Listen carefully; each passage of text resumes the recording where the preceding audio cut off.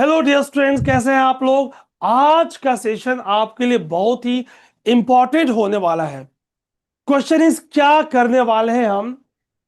आज का सेशन वो सारे स्टूडेंट्स जो इस बार के मेन एग्जामिनेशन 2025 का दे रहे उनके लिए इंपॉर्टेंट है ही। Those who are planning for 2026 और 27 ये उनके लिए भी उतना ही इंपॉर्टेंट है, क्योंकि अगर आप पहले से अलर्ट हो जाओगे तो आपको बहुत ही फायदा होने वाला है। ठीक, तो क्वेश्चन इज आज के सेशन इंपॉर्टेंट क्यों है।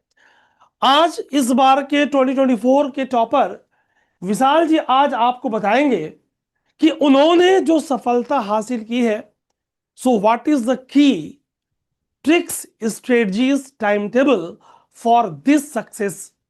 और मैं चाहूंगा कि विशाल थोड़ा सा आप ब्रीफ अपने बारे में बता दें और बच्चों को बताएं, जो हमारे लर्नर्स हमारे स्टूडेंट्स हैं उनको बताएं कि आपने कैसे कैसे स्ट्रेटजी फॉलो की थी। और फिर हम एक एक करके क्वेश्चंस आपसे लेंगे। जो स्टूडेंट्स के क्वेश्चंस हमारे पास आए हैं वो हम आपसे करेंगे डिस्कस एक एक करके। So over to you Vishal. Thank you so much, sir, for having me here and giving me an opportunity to share my views to the aspirants.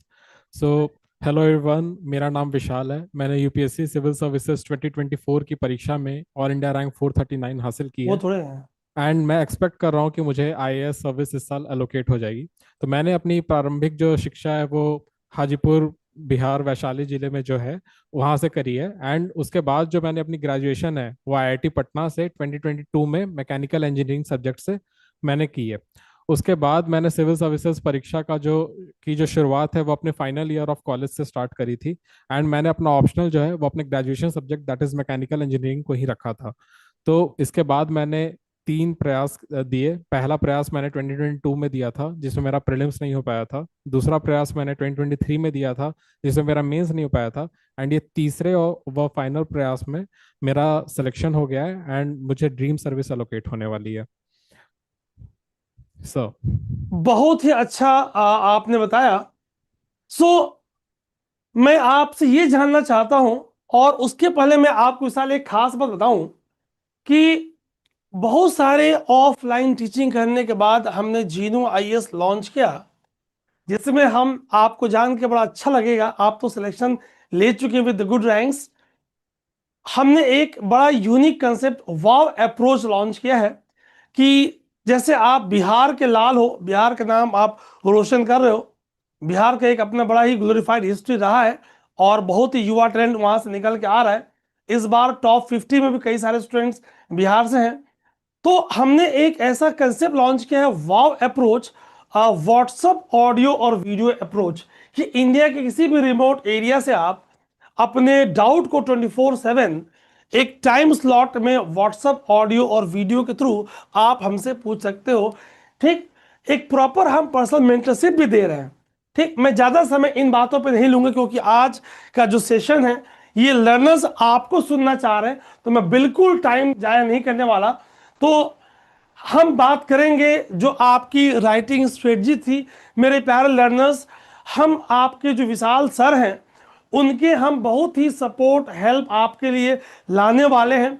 बहुत से स्ट्रेटजी सेशंस वो आपके लेकर आने वाले हैं। और एक बात जान ले आप, बहुत रेयर टॉपर्स ऐसे होते हैं जो बिल्कुल सटीक बात आपसे बिल्कुल डीटीएच डायरेक्ट टू हार्ट आपको बताएं।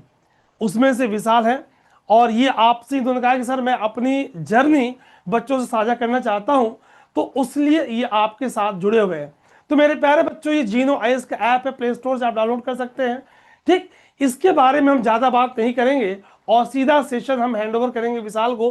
विशाल, आप मेरे बच्चों को बताइए कि जितने लोग प्रीलिम्स क्वालिफाई किए हैं, ये कमिंग 65 डेज में उनकी स्ट्रेटजी क्या होनी चाहिए। और दूसरी बात, इस क्वेश्चन को मैं दो पार्ट में ले रहा हूं। एक, जिन्होंने प्रीलिम्स क्रैक किया है उनकी 65 डेज में क्या सुझाव देंगे आप, वो क्या क्या करें और क्या ना करें। और दूसरा पॉइंट, जरा आप उन बच्चों को गाइड कीजिएगा जिनका इस बार किसी कारणवश प्रीलिम्स नहीं हो पाया। तो विशाल, मेरे इस क्वेश्चन में दो पार्ट है। मेजर पार्ट हम आज के सेशन में उस पर बात करने वाले हैं, what to do and not to do in this remaining 65 days for the main examination of 2025। और एक छोटी सी बात, एक अलग सेशन हम और इस पे लेकर आएंगे कि जिन लोगों का प्रीलिम्स नहीं हुआ वो क्या करें। तो Vishal, over to you. Thank you so much sir. Sir सबसे पहले तो कंग्रेचुलेशन सभी को जिन्होंने इस बार का प्रीलिम्स स्टेज क्वालिफाई किया है। मैं आप लोग को बताना चाहता हूँ कि ये आपकी हार्डवर्क का एक टेस्टामेंट है, बट डोंट फॉरगेट कि इसके अंदर लक का भी बहुत बड़ा रोल रहा है। आपने मेहनत करी एंड आपका लक साथ था, दैट्स वाई आपको ये मौका मिला है कि आप इस साल का मेंस लिख सकते हो। तो पहले तो कॉन्ग्रेचुलेशंस मेरे साइड से, एंड मैं आपको कुछ कविताएं भी इस चीज़ के लिए डेडिकेट करना चाहता हूँ कि ये तो बस शुरुआत है सफर की, ये तो महज बस एक शुरुआत है सफर की, उड़ाने अभी और भी बाकी हैं। कल तक जिस जंग को दूर से देखा करते थे, कल तक आप लोग भी सोचा करते हुए कि हम लोग भी एक दिन मेंस का पेपर लिखेंगे, तो कल तक जिस जंग को हम लोग दूर से देखा करते थे, आज उस जंग में उतरने की बारी है। अभी तो महज दो चार तीर ही छूटे हैं तरकश से, अभी तो महज दो चार तीर ही छूटे हैं तरकश से, निशाने अभी और भी बाकी हैं, उड़ाने अभी और भी बाकी हैं।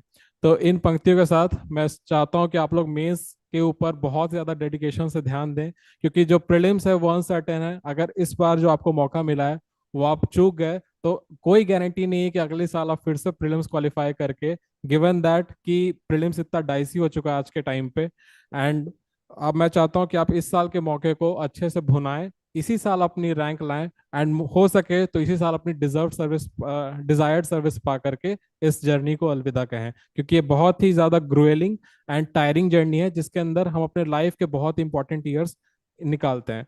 एक छोटा सा मैसेज उन लोगों के लिए भी जो इस साल अपनी जो सिविल सर्विसेज प्रिलिमिनरी की जो पीडीएफ आई थी उसके अंदर अपना रोल नंबर नहीं फाइंड कर पाए, तो आप लोग को परेशान नहीं होना है, गिव अप नहीं मारना है। मैंने भी अपने पहले प्रयास में, जो कि मेरा 2022 में था, उसके अंदर मैं अपना प्रीलिम्स नहीं निकाल पाया था, बट इम्पॉर्टेंट ये है कि जो अभी का जो बचा हुआ पीरियड है हमारे पास, उसके अंदर हम मेंस को इतना सॉलिड बनाएं कि जब अगले साल जब हमारा प्रीलिम्स क्लियर हो तो हमारी रैंक आ सके। इस ये गलती को आप बिल्कुल मत करिए कि अभी से आप प्रीलिम्स पढ़ना स्टार्ट कर दें। अभी आप अभी से लेके जनवरी तक का जो टाइम है, इसके अंदर अपने ऑप्शनल सब्जेक्ट, अपने एसए को और अपने जीएस पेपर्स के सारे सब्जेक्ट के ऊपर एक डेडिकेटेड नोट्स बनाएं, प्रीवियस ईयर क्वेश्चंस की प्रैक्टिस करें, एंड अच्छे से टेस्ट लिख के अपने आप को मेंस रेडी बना ले बिफोर प्रीलिम स्टेज। एंड इसके बाद आप एक बहुत ही ज्यादा कंफर्टेबल पोजीशन में होंगे अगले साल के अटेम्प्ट के लिए, एंड आप एक वन ऑफ द रैंकर्स भी हो सकते हैं अगर आपने सारी स्ट्रैटेजी अच्छे से फॉलो करी। तो अब हम लोग मूव करते हैं जिसके लिए आज हम यहाँ पे इकट्ठा हुए हैं।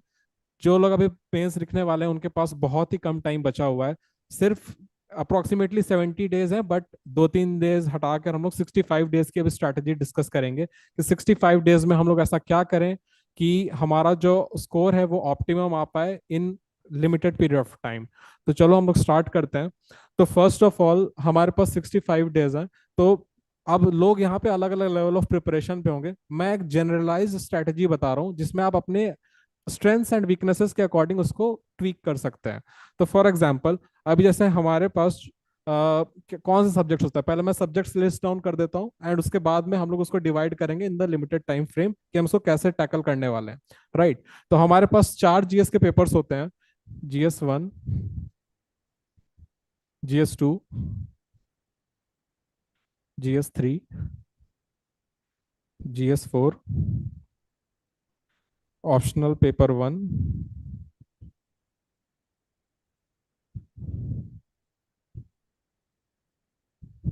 एंड ऑप्शनल 2,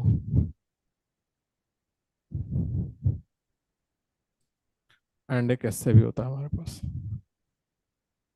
ठीक है, अब जैसे जो ऑप्शनल का जो पेपर होता है वो 2 पार्ट्स में ऑलरेडी डिवाइडेड होता है, एक सेक्शन ए, एंड पेपर भी इसी तरीके से आता है, अगर आपने देखा है कभी प्रीवियस ईयर क्वेश्चन, तो ये 2 पार्ट में डिवाइडेड रहता है, सेक्शन ए एंड ये section B. Similarly for paper 2, यहाँ पे भी section A and section B. ठीक है, तो अब देखिए हमारे पास हो गए 4 जीएस के सब्जेक्ट्स और हमारे पास हो गए 4 ऑप्शनल के सेक्शन। अब हम लोग जो अपना एक डे जो प्लान करेंगे वो इस तरह, पहले हमारा एक दिन कैसा लगेगा। तो आप लोग क्योंकि मेंस देने वाले हैं, एंड हमारे पास टाइम भी बहुत कम है, तो मैं आपसे एक्सपेक्ट करता हूँ कि आप एटलीस्ट 12 आवर्स अ डे तो जरूर अभी से पढ़ेंगे, अभी से लेके एग्जाम तक। हो सके तो इससे ज्यादा ही पढ़िए, क्योंकि ये आने वाले 65 डेज आपका आने वाले मतलब 60 ईयर्स तक के जो आपकी लाइफ है उसको डिसाइड कर सकते हैं। तो आने वाले 65 डेज इतने ज्यादा इंपॉर्टेंट है। अगर आपने इसमें अपना बेस्ट परफॉर्मेंस दे दिया, आपके आने वाले मतलब 30-35 ईयर्स बिल्कुल सॉर्टेड है, कोई टेंशन की बात नहीं है। तो हमारा एक दिन जो होना चाहिए, अगर मान लो हम 12 आवर्स का एक डे कंसिडर करते हैं, 12 आवर्स, ये पूरे 12 आवर्स हैं, तो हम इसको दो भाग में डिवाइड करेंगे। हम 6 आवर्स एंड 6 आवर्स में डिवाइड करेंगे। अब बहुतों को डाउट भी होता है कि हम लोग कैसे डिसाइड करने वाले हैं, हम लोग कैसे बैलेंस करने वाले हैं अपने ऑप्शनल एंड जीएस को। तो बैलेंस भी इसी अकॉर्डिंग हो जाएगा। फॉर एग्जाम्पल, हम लोग पहले 6 घंटे में जीएस सब्जेक्ट्स को पढ़ेंगे, जो भी जीएस सब्जेक्ट हमारे ये जीएस 1 2 3 4 में से जो भी चल रहा है, उसको हम पहले पहले वाले स्लॉट में, पहले 6 घंटे के स्लॉट में कवर करेंगे। दूसरे 6 घंटे के स्लॉट में हम कवर करेंगे अपना ऑप्शनल। अब इस 6 घंटे के स्लॉट में भी हमें 4 घंटे एंड 2 घंटे में हमें डिवाइड करना है इसको, 4 hours and 2 hours. In 4 hours में हम लोग कंटेंट रीड करेंगे, एंड इन 2 आवर्स में 1 आवर हम लोग आंसर, 1 आवर ब्रेनस्टॉर्म करेंगे आंसर्स को, एंड 1 घंटे हम लोग आंसर को एक्चुअली लिखेंगे। कॉपी पे लिखना बहुत इंपॉर्टेंट है, तभी आपको समझ में आया कि हम लोग 2 पेज का जो स्पेस है उसको कैसे मैनेज कर सकते हैं। हम लोग 2 पेज के अंदर ही कैसे, लिमिटेड पेजेस के अंदर कभी कभी बहुत ज्यादा कंटेंट पूछा जाता है, तो हम लोग कैसे उसको समराइज कर सकते हैं। या फिर कभी कभी ऐसा होता है कि हमारे पास, हमें लिखना 3 पेज है, बट हमारे पास जो कंटेंट है वो एक ही पेज का है, तो हम लोग उस लिमिटेड कंटेंट को कैसे 3 पेज के अंदर हम लोग फैला फैला कर लिख सकते हैं। तो इन दोनों चीज को आपको करने के लिए एक्चुअली में जब आप आंसर लिखने बैठोगे तभी आपको ये चीज सीख पाओगे। उसके अंदर वर्ड लिमिट, इंट्रोडक्शन 2 से 3 लाइन का होना चाहिए, कंक्लूजन 2 से 3 लाइन का होना चाहिए। बॉडी के अंदर पॉइंट्स जो है वो कितने शॉर्ट होने चाहिए, क्या हम पैराग्राफ्स में तो नहीं लिख रहे हैं। तो हमें जो अपना नॉलेज का जो एक्चुअल एग्जीक्यूशन है वो हमें आंसर राइटिंग के फॉर्मेट में 1 घंटे में यहाँ पे करना है। तो यहाँ पे 1 घंटे हम आंसर राइटिंग करेंगे।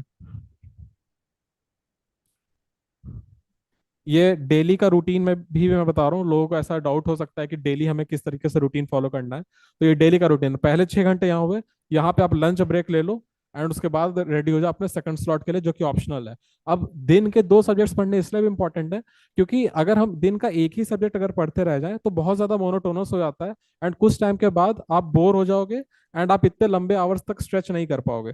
तो इंपॉर्टेंट है कि अगर हम 2 सब्जेक्ट्स लेके चल रहे हैं, तो अभी हम 6 घंटे जीएस पढ़ चुके हैं, अब हमारा मन कुछ और पढ़ने का करेगा, कुछ नया, कुछ डिफरेंट।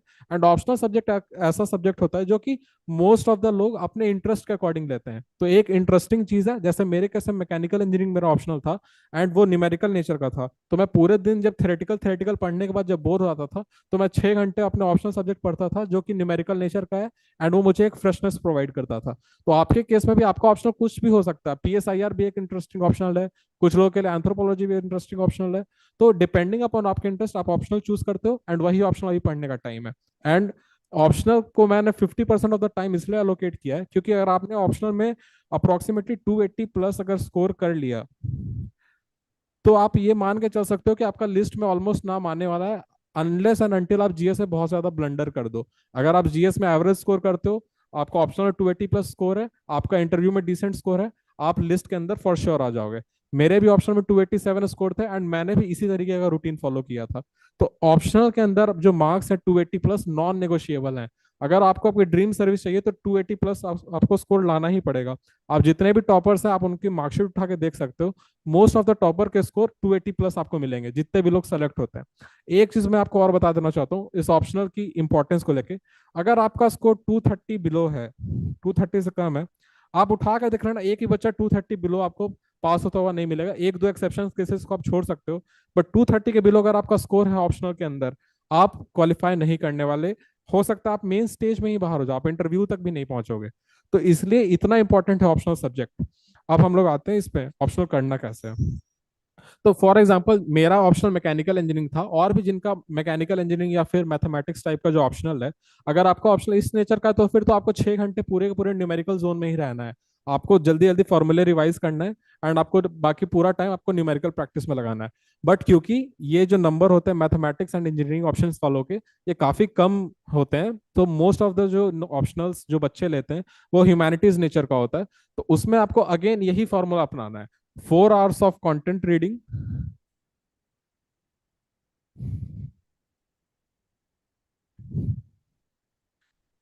1 आवर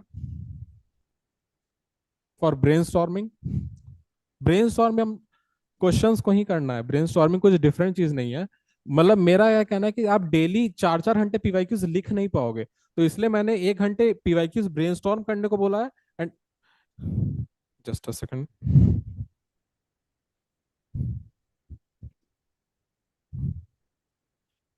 1 घंटे मैंने पीवाईक्यू ब्रेनस्टॉर्म करने को बोला एंड 1 घंटे लिखने को बोला है, जस्ट बिकॉज 4 घंटे हम लिख नहीं सकते। अगर आपकी स्टेमिना अच्छी है, आप लिख सकते हो, तो आप बिल्कुल 4 घंटे पीवाईक्यूज लिखो। It's better than brainstorming. But अगर आप नहीं लिख रहे हो तो ब्रेनस्टॉर्मिंग तो फॉर श्योर करना है। हम लोग डिस्कस करेंगे कौन से क्वेश्चन यहाँ पे हमें ब्रेनस्टॉर्म करने हैं एंड कौन से क्वेश्चन लिखने हैं। ठीक है। And 1 hour for answer writing, मैं AW लिख दे रहा हूँ आंसर राइटिंग को। ठीक है। अब देखो, हमें यहाँ पे जो भी आंसर राइटिंग या जो भी ब्रेनस्टॉर्मिंग करनी है, ये हम लोग करेंगे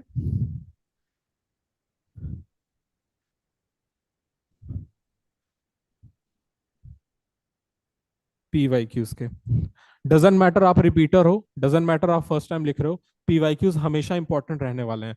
जैसे क्वेश्चंस यूपीएससी पूछती है, वैसे क्वेश्चंस कोई भी कोचिंग इंस्टीट्यूट हो उसके आपको मॉडल टेस्ट के अंदर आपको वो क्वेश्चंस नहीं मिल सकते। तो PYQs are the gold mine. इसको हम लोग को हर एक क्वेश्चन को ट्राई करना है कि हम टच कर लें, या तो ब्रेनस्टॉर्म के थ्रू या फिर आंसर एक्चुअली लिख कर देख लें। उससे होगा क्या कि आपको अपना कंटेंट डेफिसिट पता चल जाए कि आप क्या नहीं पढ़ पा रहे हो, आपके पास कौन सा कंटेंट कम है। एंड उसके साथ आपके पास वो भी हो जाएगा, आपका जो माइंडसेट है वो पीवाईक्यू के अकॉर्डिंग अलाइन भी हो जाएगा। तो ये चीज हो गई हमारी एक दिन का, कैसे हमारा दिन लगने वाला है। अब मूव करते हैं।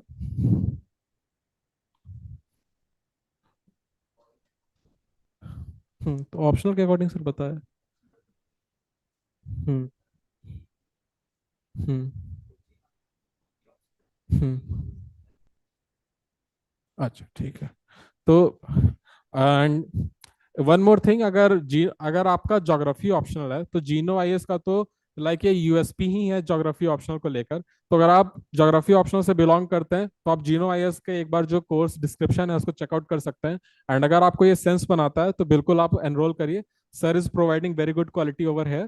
तो आप अपने अकॉर्डिंग, अपने demand and strength and weaknesses के अकॉर्डिंग आप डिसाइड कर सकते हैं जीनो आईएस में एनरोल करना।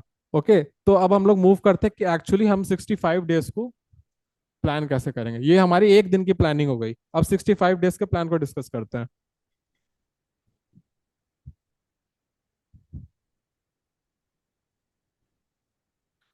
ठीक है। अब हमने एक चीज हमें क्लियर है कि हम ऑप्शनल और जीएस दोनों सब्जेक्ट्स को साथ में लेकर चलने वाले हैं। तो फॉर एग्जांपल, अब जैसे हम लोग पहले करेंगे, हम लोग 11 डेज का एक वो रखेंगे। कोशिश करनी है कि हमें 11 डेज के अंदर कवर करनी है चीजें, एक पर्टिकुलर थिंग। तो फॉर एग्जांपल फर्स्ट 11 डेज हैं, तो इसके अंदर हम करेंगे GS1। ये 6 घंटे, पहले 6 घंटे वाले स्लॉट का है। एंड इधर ऑप्शनल पेपर 1, और ये है इसका सेक्शन A।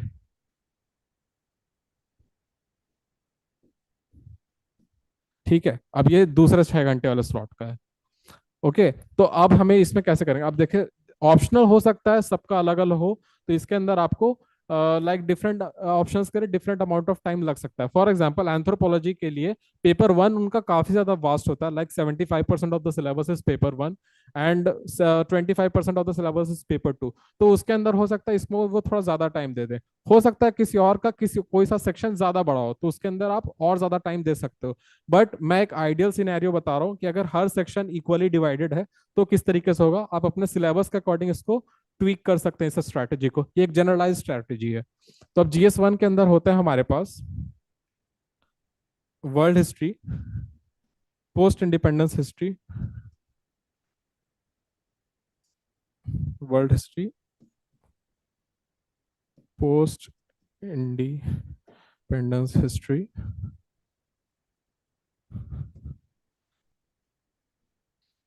उसके बाद है art and culture,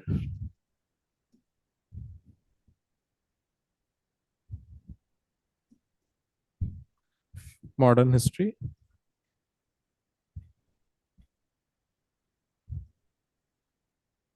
geography and society, right.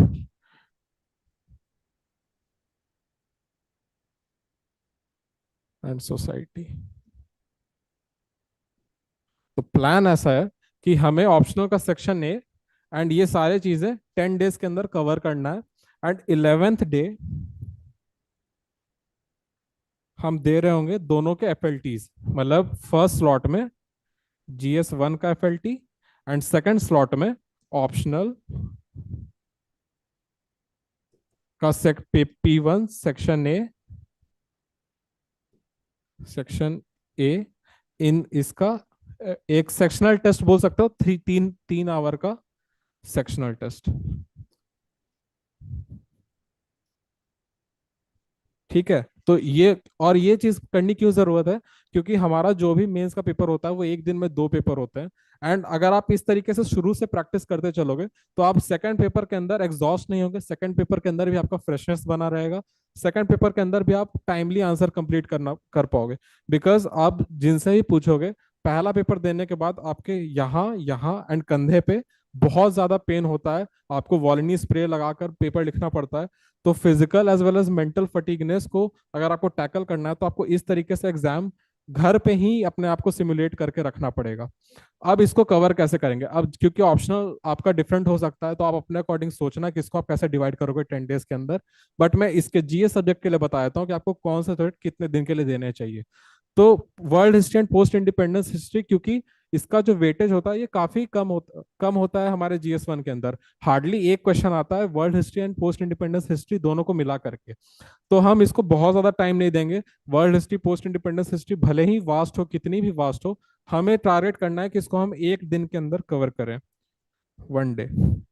And कोशिश ये करना है वही जो स्ट्रैटेजी, और हम कवर कैसे करेंगे, अगेन 6 घंटे का हमारे पास स्लॉट होगा जीएस का, उसके अंदर हम 4 घंटे में इसको कोशिश करेंगे इसको पढ़ लेने का। जो भी टॉपर्स के ने जो भी शॉर्ट नोट्स बनाकर दिए हैं आप उनको टेलीग्राम से एक्सेस करो, वहां से इसको पढ़ लो। एंड उसके बाद में 2 घंटे में आप पीवाईक्यूज देख लो कि आज तक कौन कौन से पीवाईक्यूज आए हुए हैं, उसके क्या क्या आंसर्स हो सकते हैं। आप आजकल तो आर्टिफिशियल इंटेलिजेंस चैट जीपीटी का जमाना है, आप उसको फॉलो करके आप कोई सा भी क्वेश्चन मेंस का डालोगे, आपको उसका आंसर वहां पे जो आइडियल आंसर हो सकता है उसको वहां पे डाल देगा।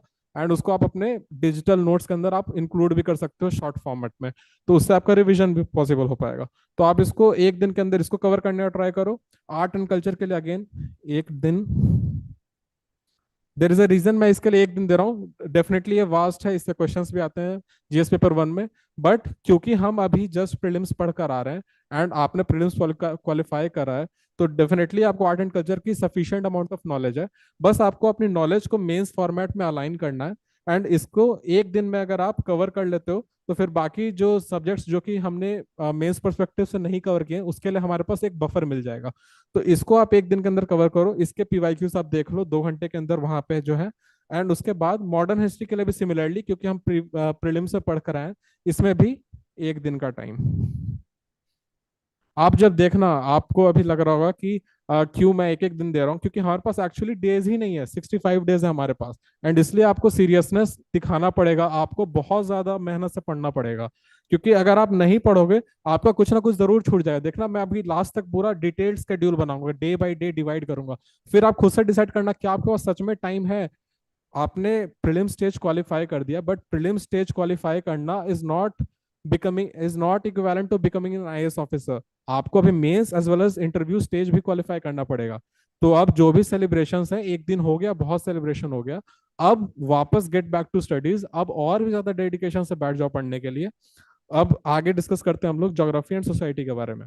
तो ज्योग्राफी में क्योंकि प्रीलिम्स से बहुत ज्यादा मेन से क्वेश्चन ओवरलैप नहीं करते हैं, यहाँ पे हमें थोड़ी एनालिटिकल डिटेल्स में जाना पड़ता है। एंड मोर ओवर ज्योग्राफी का जो सेक्शन है वो बहुत डिटेल में पूछा भी जाता है जीएस पेपर 1 के अंदर। अप्रोक्सीमेटली 80 मार्क्स का वेटेज होता है ज्योग्राफी का। तो इसको हम लोग देंगे 3 डेज एंड 1 2 3, 3 डेज इसको दिए हमने। एंड कोशिश करें कि हम 4 डे सोसाइटी को दें। तीन 3 डेज में ये यहाँ तक कवर हो गया हमारा हिस्ट्री वाला सेक्शन। छठवें दिन तक हमारा ज्योग्राफी कंप्लीट हो गया।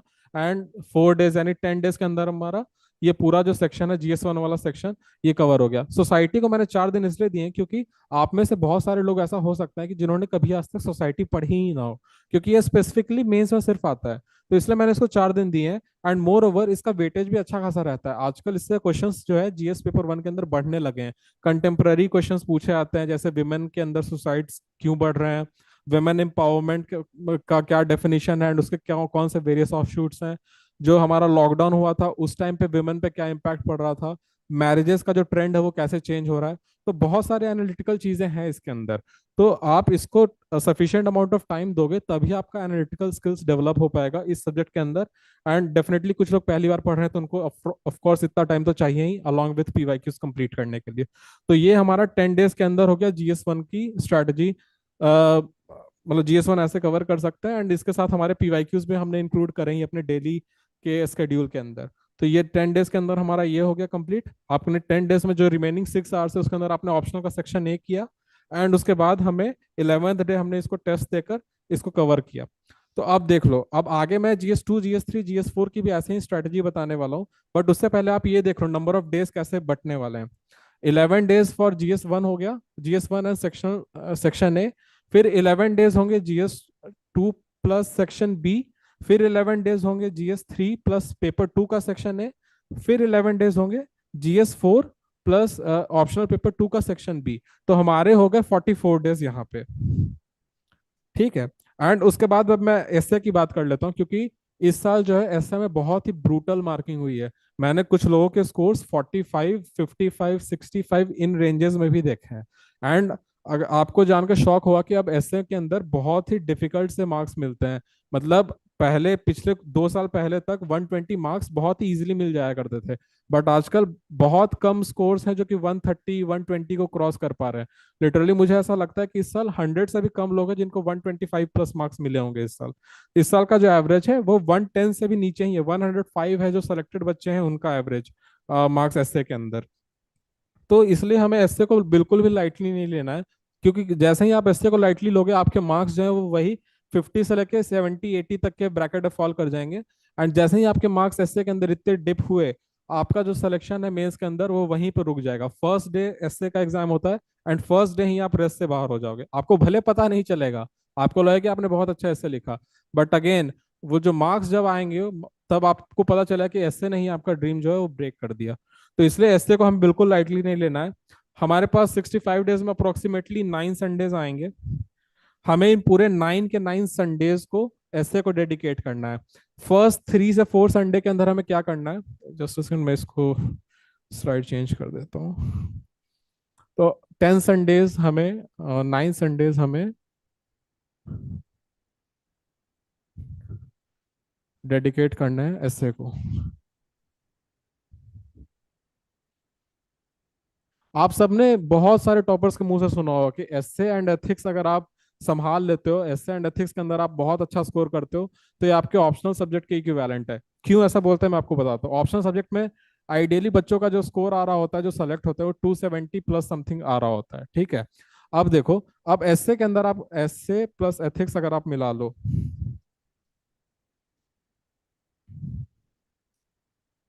इसके अंदर बच्चों ने 130 से 140 तक का स्कोर कर रखा है, जो टॉप कर रहे हैं बच्चे। एंड इसके अंदर भी बच्चों ने 130 से 140 तक का स्कोर कर रखा है। आप इन दोनों को मिला दोगे, इससे भी आप 270 मार्क्स के आसपास तक पहुंच सकते हो सिर्फ इन दोनों सब्जेक्ट से। तो इतने इंपॉर्टेंट है। ऑप्शनल सब्जेक्ट में आपको कितना ज्यादा पढ़ना पड़ता है 270 मार्क्स लाने के लिए। लिटरली हमने पूरा थ्रू आउट द अपने 65 डेज का 50% ऑफ द टाइम दे दिया, तब हम शायद 270 प्लस ला पाएंगे, शायद शायद, उसमें भी गारंटी नहीं है। बट अगर एसए और एथिक्स को आपने सीरियसली किया तो आप 125 प्लस स्कोर ला सकते हो। It's not a big deal. बहुत सारे लोगों को आते हैं 125 प्लस। मतलब एसए में तो अब कम लोगों को आने लगे, बट एथिक्स में अभी भी लोगों को आ रहे हैं 125 प्लस स्कोर। तो हमें इन दोनों सब्जेक्ट्स पे खास ध्यान देना है ताकि हमारे स्कोर्स इसमें अच्छे आए एंड हमारी रैंक जो है थोड़ी ऊपर की साइड मूव करे। नौ, आगे बढ़ते हैं। एसए की बात कर रहे थे हम लोग। ठीक है, 9 डेज हैं, 9 संडेज है हमारे पास, मतलब 9 डेज है हमारे पास इन टोटल ऐसे को अच्छे से करने के लिए, ऐसे के टेस्ट लगाने के लिए, ऐसे को सीखने के लिए, हर चीज के लिए हमारे पास सिर्फ 9 दिन है। हम बहुत सारे लोग ऐसे होंगे जिन्होंने कभी आज तक कोई ऐसे नहीं लिखा, कभी किसी टॉपर के ऐसे नहीं पढ़े, तो उनके लिए पहले 3 दिन, फर्स्ट 3 संडेज,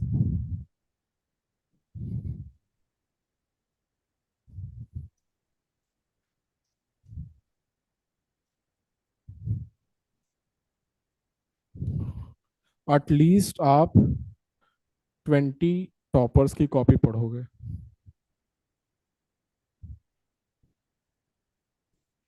इतने पढ़ोगे, इससे आपको एक बेसिक आइडिया लगेगा कि आपने आपने ऐसे लिखना कैसे है, आपको कितना बड़ा इंट्रोडक्शन लिखना है, कितना बड़ा कंक्लूजन लिखना है, कैसे एक आइडिया से दूसरा आइडिया के बीच में फ्लो करना है, कैसे आपको कॉन्टेक्स्ट सेट करना है, कैसे आपको क्वेश्चंस रेज करके आप इंटरेस्ट क्रिएट कर सकते हो, कौन से कोट्स यूज करने हैं, कहाँ पे कोट्स यूज करने हैं, इंट्रोडक्शन कितने टाइप के होते हैं, क्या एनेक्डोट से स्टार्ट कर सकते हैं, क्या पोएम से स्टार्ट कर सकते हैं, कंक्लूड किस तरह से कर सकते हैं, क्या हम किसी बहुत बड़े हमारे रेवोल्यूशनरी की स्पीच से कंक्लूड कर सकते हैं, क्या क्या हम किसी करंट अफेयर के कॉन्टेक्स्ट से कंक्लूड कर सकते हैं, क्या क्या हम फ्यूचरिस्टिक कुछ चीज लिख के कंक्लूड कर सकते हैं, क्या कौन से कंक्लूजन्स अच्छे होते हैं, कौन से कंक्लूजन्स अच्छे नहीं होते हैं।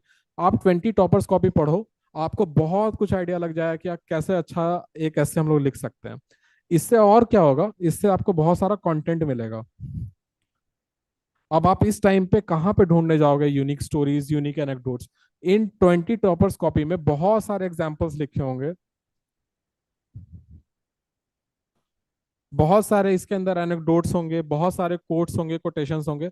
आप इन एग्जाम्पल्स, एनेक्डोट्स, कोट्स, कोटेशंस, इन सब का एक रिपोजिटरी बनाओ, अपने एस्से के नोट्स के अंदर इसको इसको इंक्लूड करते चले जाओ। आपका एस्से का जो बेस मटेरियल है जिससे आप एक अच्छा एस्से लिख सकते हो, वो यहाँ पे रेडी हो जाएगा। ये आपका पहले 3 संडे में आपको ये काम करना है, आपको अपना बेस मटेरियल रेडी करना है। उसके बाद जो आगे आने वाले 6 संडे हैं हमारे पास, उसमें हर संडे को हमें एक एस्से का एफएलटी लिखना है, प्लस हमें 2 टॉपर की कॉपीज पढ़नी है। अगेन ये वाला जो काम है ना, एग्जाम्पल, एनेक्डोट, ये जो इकट्ठा करने वाला काम है, ये हमारा थ्रू आउट द 9 संडेज चलते रहेगा। हमें टॉपर्स की कॉपी छोड़नी नहीं है, पढ़ते रहनी है, पढ़ते रहनी है, जब तक हमारा एग्जाम हो ना जाए। हम जब जब कोई अलग नई टॉपर की कॉपी पढ़ेंगे, उनका एक नया स्टाइल हमें समझ में आएगा, उसमें कुछ ना कुछ नया कंटेंट जरूर लिखा होगा जो हम अपने एस्से में के अंदर इंक्लूड करेंगे, और उनकी आइडिया से सीखेंगे तो हमारे मार्क्स डेफिनेटली इंप्रूव हो सकते हैं। तो इन और हम एक काम और भी कर सकते हैं, जब आप टॉपर की कॉपी देखो ना, तो उसके अंदर से आप वहां पे ऑलरेडी अगर आपने कोई सी टेस्ट सीरीज नहीं ज्वाइन कर रखी है, तो उसके अंदर बहुत सारे एसेस भी दिए रहते हैं। तो उसी में से आप कोई सा एक एसे उठा लो, उसको आप लिख कर देखो, एंड उसके बाद टॉपर्स की कॉपी से मैच करके देखो कि उन्होंने क्या आइडिया लिखा था, क्या आपने डिमांड को सेटिस्फाई किया है, क्या उन्होंने ऐसा क्या लिखा था कि उनको आपसे थोड़े ज्यादा मार्क्स मिल रहे हैं, या फिर उनका ऐसे देखने में थोड़ा अच्छा लग रहा है। आप उनके आइडियाज को लो, आप उस तरीके से और बेटर एनालाइज कर सकते हो, इंप्रूव भी कर सकते हो। तो ये तरीका है। इसके अंदर आप 2 टॉपर्स कॉपी पढ़ोगे, एक एफएलटी लिखोगे, अपने नोट्स को इंक्लूड करोगे, एंड जब लास्ट होते जाएगा, मतलब जब हम 9 संडे के आसपास पहुंचेंगे, तो इसमें आप अपने पुराने लिखे हुए एसेस को पढ़ोगे, मतलब वो स्टार्टिंग से। उससे हुआ क्या कि आपको अपना खुद का एक इम्प्रूवमेंट दिखेगा कि हाँ यार, मैंने जब पहला एफएलटी लिखा था ऐसे का तो मैं यहाँ पे था, बट अभी मैं जब 6th एफएलटी लिख रहा हूँ, मेरा इतना अच्छा इंप्रूवमेंट हो गया है। तो होगा क्या कि आप यहाँ पे आपका एक बेस मटेरियल रेडी हो जाएगा, आपने sufficient amount of essays practice कर लिए होंगे, दैट इज 12 एसे या 6 एफएलटीज आप प्रैक्टिस कर चुके हो। उसके अलावा आपने मल्टीपल टॉपर्स की कॉपी पढ़ ली है, अप्रोक्सीमेटली आप अगर ऐसे करो तो 20 ऐसे यहाँ पे, एंड बचे हुए 6 संडे में से 2 2 कॉपी आप रोज पढ़ रहे हो, तो 12 यहाँ पे, 32 टॉपर्स की कॉपी, यानी 32 × 2 64 एसेज। जब आप इतना सब कुछ कर लोगे ना, तो आपका जो एसे वहां पे एक्चुअल एग्जाम में जो मिलेगा, वो मोर और लेस इसी में से आपको मिल जाएगा। ये 64 एसे जो आपने पढ़े, या फिर जो 12 एसे जो आपने लिखे, इन्हीं सब में से आपको कोई ना कोई एक ऐसा टॉपिक या फिर मिलता जुलता टॉपिक आपको वहां पे एग्जाम के अंदर देखने को मिल जाएगा। आप उसके अंदर कंफर्टेबली अपना एक बहुत ही अच्छा एक ऐसा लिख के आ सकते हो। तो ये हुआ एसे का स्ट्रैटेजी। अब देखो हमारे पास कितने दिन थे, 65। इसमें से हमारे 44 डेज कहाँ गए, जीएस प्लस ऑप्शनल करने में। उसकी फर्स्ट रीडिंग, अभी भी सेकंड रीडिंग नहीं हुई है, हमने रिवीजन नहीं किया है। एंड उसके बाद हमारे 9 डेज गए इसके अंदर, ऐसे के अंदर। तो हमारे पास टोटल हो गया अभी 53 डेज खत्म हो गए हमारे पास, सिर्फ 12 डेज बचे हैं अब। आप देख सकते हो हमारे पास दिन कितने कम है। अभी हम ऐसे सिर्फ ऐसे 65 डेज देखे हैं ना, हमें बहुत ज्यादा लगेगा कि बहुत ही ज्यादा टाइम है, 2 महीने हैं हमारे पास तो पढ़ लेंगे पढ़ लेंगे। बट अभी देखो सिर्फ 12 दिन बचे हैं रिवीजन के लिए। उसके अंदर हमें एक सिमुलेटर भी देना है। सिमुलेटर का इंपॉर्टेंस क्या है कि जब हम एक्चुअल एग्जाम को पहले से अगर प्रैक्टिस करके जाएं तो हमें एग्जाम में कुछ नयापन नहीं लगेगा, हम एग्जाम में पहली बार फटीग फेस नहीं करेंगे, हम ऑलरेडी एक बार यहाँ पे कर चुके होंगे। तो इसलिए इस फीलिंग को एक बार जी के जाने के लिए, एक बार टेस्टिंग ग्राउंड में एक बार नेट प्रैक्टिस कर लेने के लिए, सीधे आप एशेज खेलने जाओगे क्रिकेट के अंदर तो आप बोल्ड ही होगे। उससे पहले आपको बहुत ही ज्यादा नेट प्रैक्टिस करने की जरूरत है। एंड आपका आंसर राइटिंग भी इससे इंप्रूव हो जाएगा। लिमिटेड टाइम फ्रेम में कैसे हम टाइम मैनेज करें, कैसे हम जो 3 घंटे है उसके अंदर 20 के 20 क्वेश्चन को कंप्लीट करें with relevant quality and demand को एड्रेस करते हुए। तो ये सारी चीज आप एक सिमुलेटर लिखोगे उससे डिसाइड होगा। तो ये हुए 53 डेज। अब एक सेकंड, इसको मैं स्लाइड चेंज कर देता हूँ। 53 डेज के अंदर हम यहाँ तक पहुंच गए। अब हमें लिखना है एक सिमुलेटर।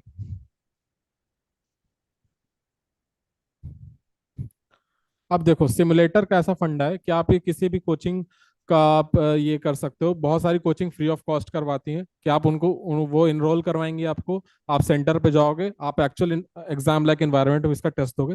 या फिर आप ऐसा भी कर सकते हो कि आप खुद से टेलीग्राम वगैरह से या फिर कोई से आपने टेस्ट सीरीज अगर परचेज कर रखा है वहां से आप FLTs वगैरह उठाओ एंड उसको खुद के अकॉर्डिंग शेड्यूल कर लो। खुद के अकॉर्डिंग शेड्यूल करने का मतलब क्या है कि आप किसी दिन को, पहले दिन को आप लिखो ऐसे, सेकेंड डे आप लिखो GS1 plus GS2, third day आप लिखो GS3 plus GS4, and fourth day आप लिखो ऑप्शनल 1 प्लस ऑप्शनल 2। अब 4 दिन हमारे इसमें चले गए, 4 डेज ये लिखने में गए। हमारे पास दिन थे 50, दिन थे हमारे पास 65। 53 डेज हमारे चले गए ऐसे प्लस GS के फर्स्ट रीडिंग में। 4 दिन हमारे यहाँ चले गए, हो गए कितने, 57 डेज अब तक हो चुके हैं। 8 दिन सिर्फ और बचते हैं, 8 डेज। इन 8 दिन में से 4 दिन आप इसके लिए रख लो। ये सिमुलेटर देने से पहले भी आपको रिवाइज करना पड़ेगा। 4 डेज इसके, इस सिमुलेटर देने से पहले रिवीजन के लिए, 4 डेज फॉर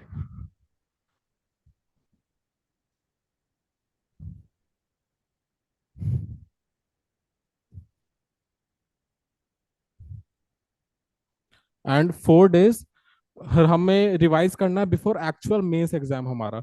तो 4 डेज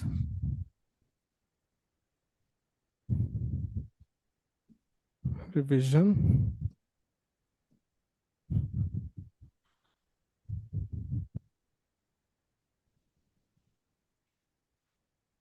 अब खुद से बताओ क्या हमारे पास टाइम है? 4 दिन बच रहे हैं बस रिवीजन करने के लिए। एक दिन के अंदर एक सब्जेक्ट रिवाइज करना है GS का। लिटरली हमारे पास टाइम नहीं है, तो आज से बैठ जाओ बिल्कुल। इस स्ट्रैटेजी को फॉलो करोगे तो आप एक ऑप्टिमम स्कोर तक पहुंच सकते हो। ये भी बहुत कम टाइम है, मतलब अगर आपको लग रहा है कि बहुत ज्यादा टाइम है, हाँ 4 दिन में रिवाइज हो जाएगा, बहुत ज्यादा मेहनत करनी पड़ेगी तब जाके 4 दिन के अंदर ये चीजें रिवाइज होंगी। हमें लिटरली अपना बेस्ट देना पड़ेगा, 12 घंटे से भी ज्यादा शायद पढ़ने पड़ सकते हैं हमें। तो प्लीज इसके लिए अपने मेंटली अपने आप को रेडी कर लो। प्लीज अपने आप को बिल्कुल इस स्केड्यूल में ढाल लो कि यार अगर आपको इस एग्जाम को इस बार क्लियर करना है, वरना तो यार बहुत सारे लोग रिपीटर्स भी हैं इसमें, जो पहली बार मेंस लिख रहे हैं उनके लिए सबसे बड़ा चैलेंज है। क्योंकि जो रिपीटर्स हैं उनके पास बेसिक नोट्स रेडी हैं, जो ऑलरेडी रैंकर्स है जो रैंक इंप्रूवमेंट के लिए दे रहे हैं उनके पास नोट्स रेडी है, उनकी आंसर राइटिंग प्रैक्टिस हो रखी है, वो 65 डेज में कर लेंगे। बट अगर आप फर्स्ट अटेम्प्टर्स हो, आपको पढ़ने पड़ेंगे 12 13 14 घंटे। एंड आप उसके लिए प्लीज कंप्लेन मत करना, क्योंकि आप जो है वो 10 लाख लोगों का ड्रीम जी रहे हो। बहुत सारे लोगों का अभी भी ड्रीम है कि वो एक मेंस लिख पाए, उन्हें एक मेंस लिखने का एक मौका मिल जाए। उनकी आंसर राइटिंग बहुत बढ़िया है, वो सब कुछ नोट्स वगैरह रेडी करके बैठे हैं, बट उनका प्रीलिम्स में हर बार किसी ना किसी रीजन की वजह से अनफॉर्चुनेटली नहीं हो पाता है। तो अगर आप 10 लाख लोगों का ड्रीम जी रहे हो, मेंस लिखने का आपको अपॉर्चुनिटी मिल रहा है, be very very sure that you are giving your best. आप अपनी ये मेंस का जो टिकट है इसको वेस्ट मत करना, एक अच्छा कंपटीशन पुटअप करना, एक फाइट पुटअप करना, ताकि आप अपने आप से भी लाइक नजरें मिला पाओ बाद में कि यार ठीक है, मान लो अनफॉर्चुनेटली आपका नहीं भी होता है तो आप अपने आप से नजरें मिला पाओगे कि हाँ यार मैंने एक अच्छा कंपटीशन पुटअप किया, मैंने अपना बेस्ट दिया, जो भी मेरे से हो सकता था 65 डेज के अंदर मैंने अपना किया। तो ये एक बेसिक स्ट्रैटेजी है। अब मैं सब्जेक्ट वाइज स्ट्रैटेजी, जैसे मैंने जीएस 1 का बता दिया कि डिफरेंट सब्जेक्ट्स में हम कितना टाइम अलोकेट कर सकते हैं, मैं अब जीएस 2, जीएस 3 एंड जीएस 4 के लिए भी बता। तो अब आते हैं हम लोग जीएस 2, जीएस 3 एंड जीएस 4 के अंदर हम लोग टाइम डिवीजन कैसे कर सकते हैं ताकि एक ऑप्टिमम आउटपुट आ सके, उसके लिए डिसाइड कर लेते हैं कि जो डिफरेंट सब्जेक्ट्स हैं जीएस 2, जीएस 3, जीएस 4 में, हर एक पर्टिकुलर सब्जेक्ट को कितने कितने टाइम दे देते हैं। तो पहले जीएस 2 की बात करते हैं। जीएस 1 मैंने ऑलरेडी बता दिया सबको कि modern history, post independence history में कितना कितना टाइम देना है। तो आते हैं जीएस 2 पे। जीएस 2 में कौन कौन से सिलेबस के पॉइंट्स हैं हमारे? एक तो है पॉलिटी, एंड आप सभी को मैं बता देना चाहता हूँ ये पॉलिटी लक्ष्मीकांत के बहुत बियॉन्ड है। ठीक है, लक्ष्मीकांत वाली पॉलिटी से मेंस में काम नहीं चलने वाला, हमें बहुत ज्यादा एनालिटिकल स्किल्स इसके अंदर चाहिए। पॉलिटी पे जब आप प्रीवियस ईयर क्वेश्चंस देखोगे, बहुत ही ज्यादा ट्रिवियल क्वेश्चंस हैं, कभी कभी डिफिकल्ट भी, बट एक है कि अगर आप सिस्टमैटिक स्टडी करते हो, आप पीवाईक्यूज उठाते हो, उनका एनालाइज करते हो कि कौन से टॉपिक्स आ रहे हैं ज्यादातर, तो आपको एक बहुत ही अच्छा एक एनालिटिकल स्किल्स के साथ आप बहुत अच्छा आंसर्स भी लिख सकते हो। एंड जीएस 2 आजकल बहुत ज्यादा रिवॉर्डिंग है, बच्चे इसके अंदर 120, टॉपर्स जो है इसके अंदर 120 स्कोर कर रहे हैं। तो इसकी भी स्कोरेबिलिटी जो है वो बहुत अच्छी है। तो अगर आप इसके अंदर अच्छा खासा एफर्ट मारोगे तो आपके अच्छे मार्क्स आ सकते हैं। तो पहला polity, second is governance,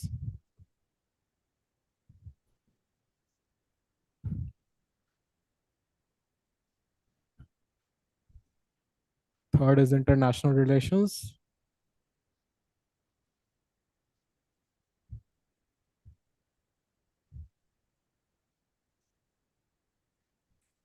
and fourth, बहुत सारे लोग इसको नेग्लेक्ट करके चलते हैं, but social justice is also a part of GS 2।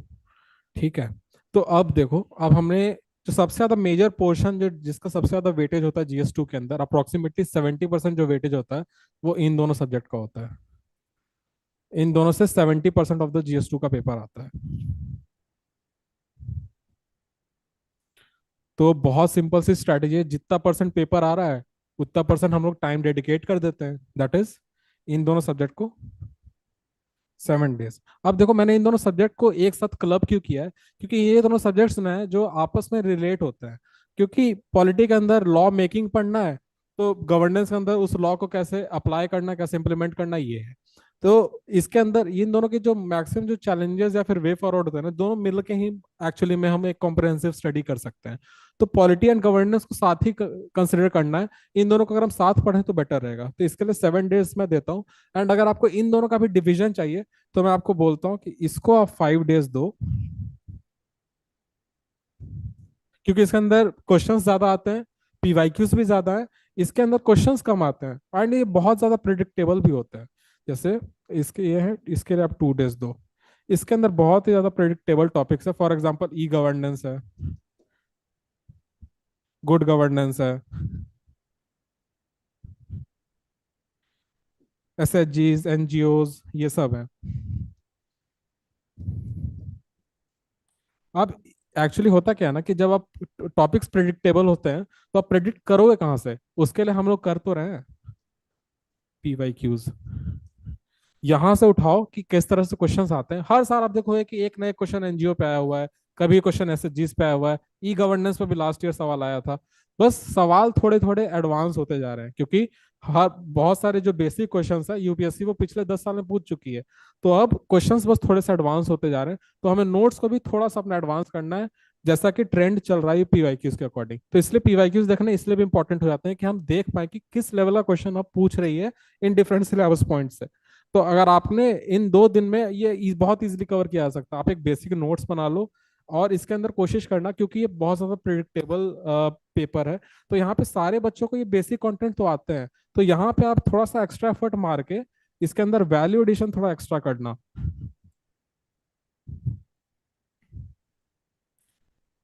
क्योंकि जहाँ पे मुझे ऐसा लगता है ना कि जो सिंपल क्वेश्चंस होते हैं एक्चुअली मेंस एग्जाम के अंदर वही सबसे ज्यादा डिफिकल्ट होता है, क्योंकि उसके अंदर मार्क्स स्कोर करना बहुत ज्यादा डिफिकल्ट है, क्योंकि वो सबको आता है, हर बच्चा वो आंसर कर रहा है। बट अगर इसके सिंपल टॉपिक्स के अंदर अगर आपको मार्क्स स्कोर करने हैं तो आपको कुछ ना कुछ एडिशनल देना पड़ेगा।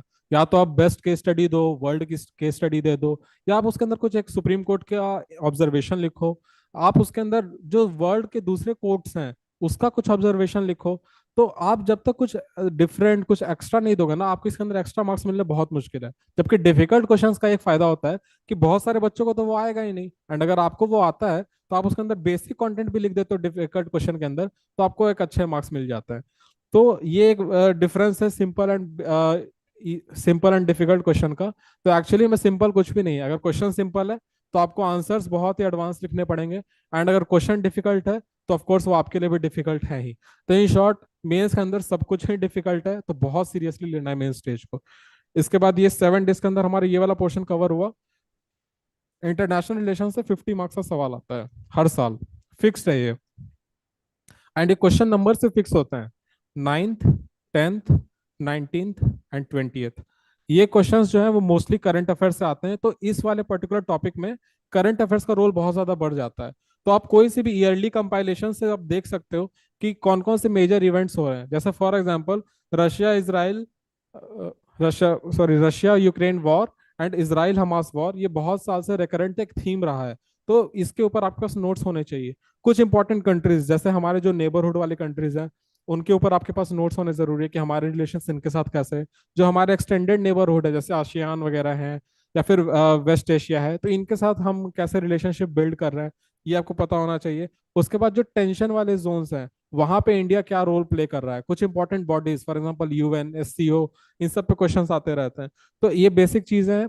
एंड इसके अलावा जो भी चीजें करंट अफेयर्स में वो थोड़ा ज्यादा इंपॉर्टेंट है, उसको ज्यादा हाईलाइट करके पढ़ना है। जैसे फॉर एग्जांपल अगर कोई सा मीटिंग किसी भी एसोसिएशन, किसी भी मल्टीलैटरल फोरम की अगर इंडिया के अंदर मीटिंग हुई है अभी रिसेंट टाइम पे, तो वो बहुत ज्यादा इंपॉर्टेंट हो जाता है। जैसे फॉर एग्जांपल G20 वगैरह काफी इंपॉर्टेंट था, वो अलग बात है उससे सवाल नहीं आया, बट वो इंपॉर्टेंट बहुत ज्यादा था। एससीओ भी उस साल इंपॉर्टेंट था क्योंकि उसकी उस साल शायद वाराणसी को उनका टूरिज्म का हब वो डेडिकेट किया गया था उस साल।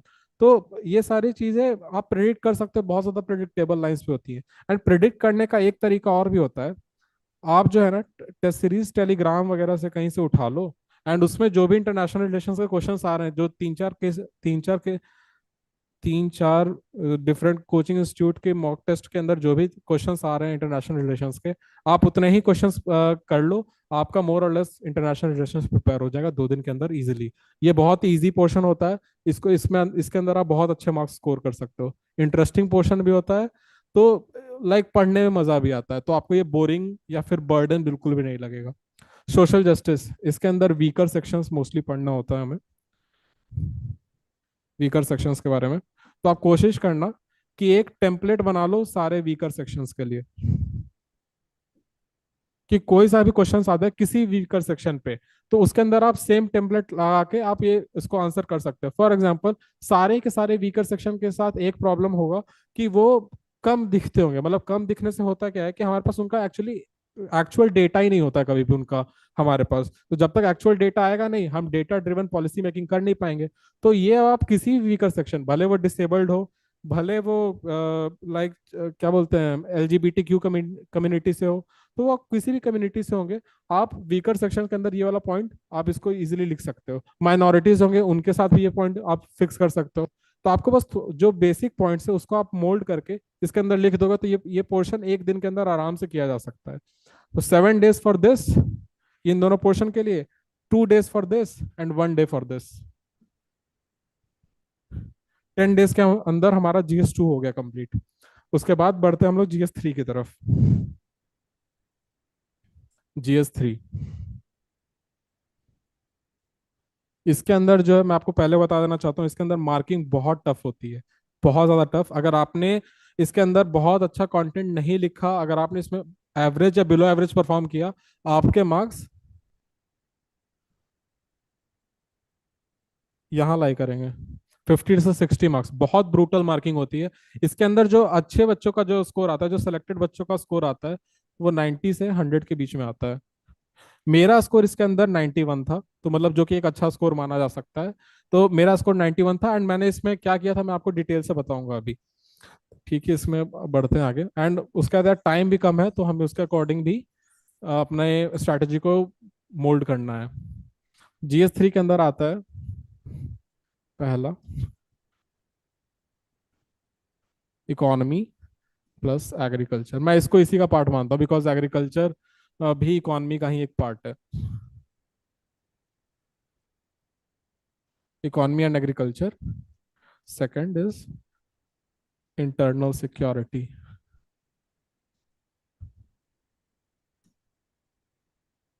Third, disaster management.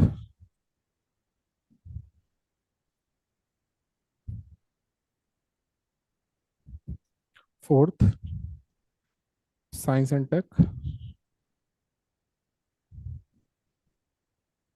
फिफ्थ,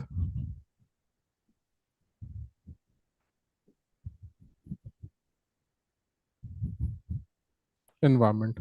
तो ये सारी चीजें, ये 5 चीजें आती हैं मेरे अकॉर्डिंग GS3 के अंदर। इन्हीं पांचों में से किसी भी क्वेश्चन जो अभी आया हुआ है, इसको आप इन्हीं पांचों में से किसी एक में क्लासिफाई करवा सकते हो।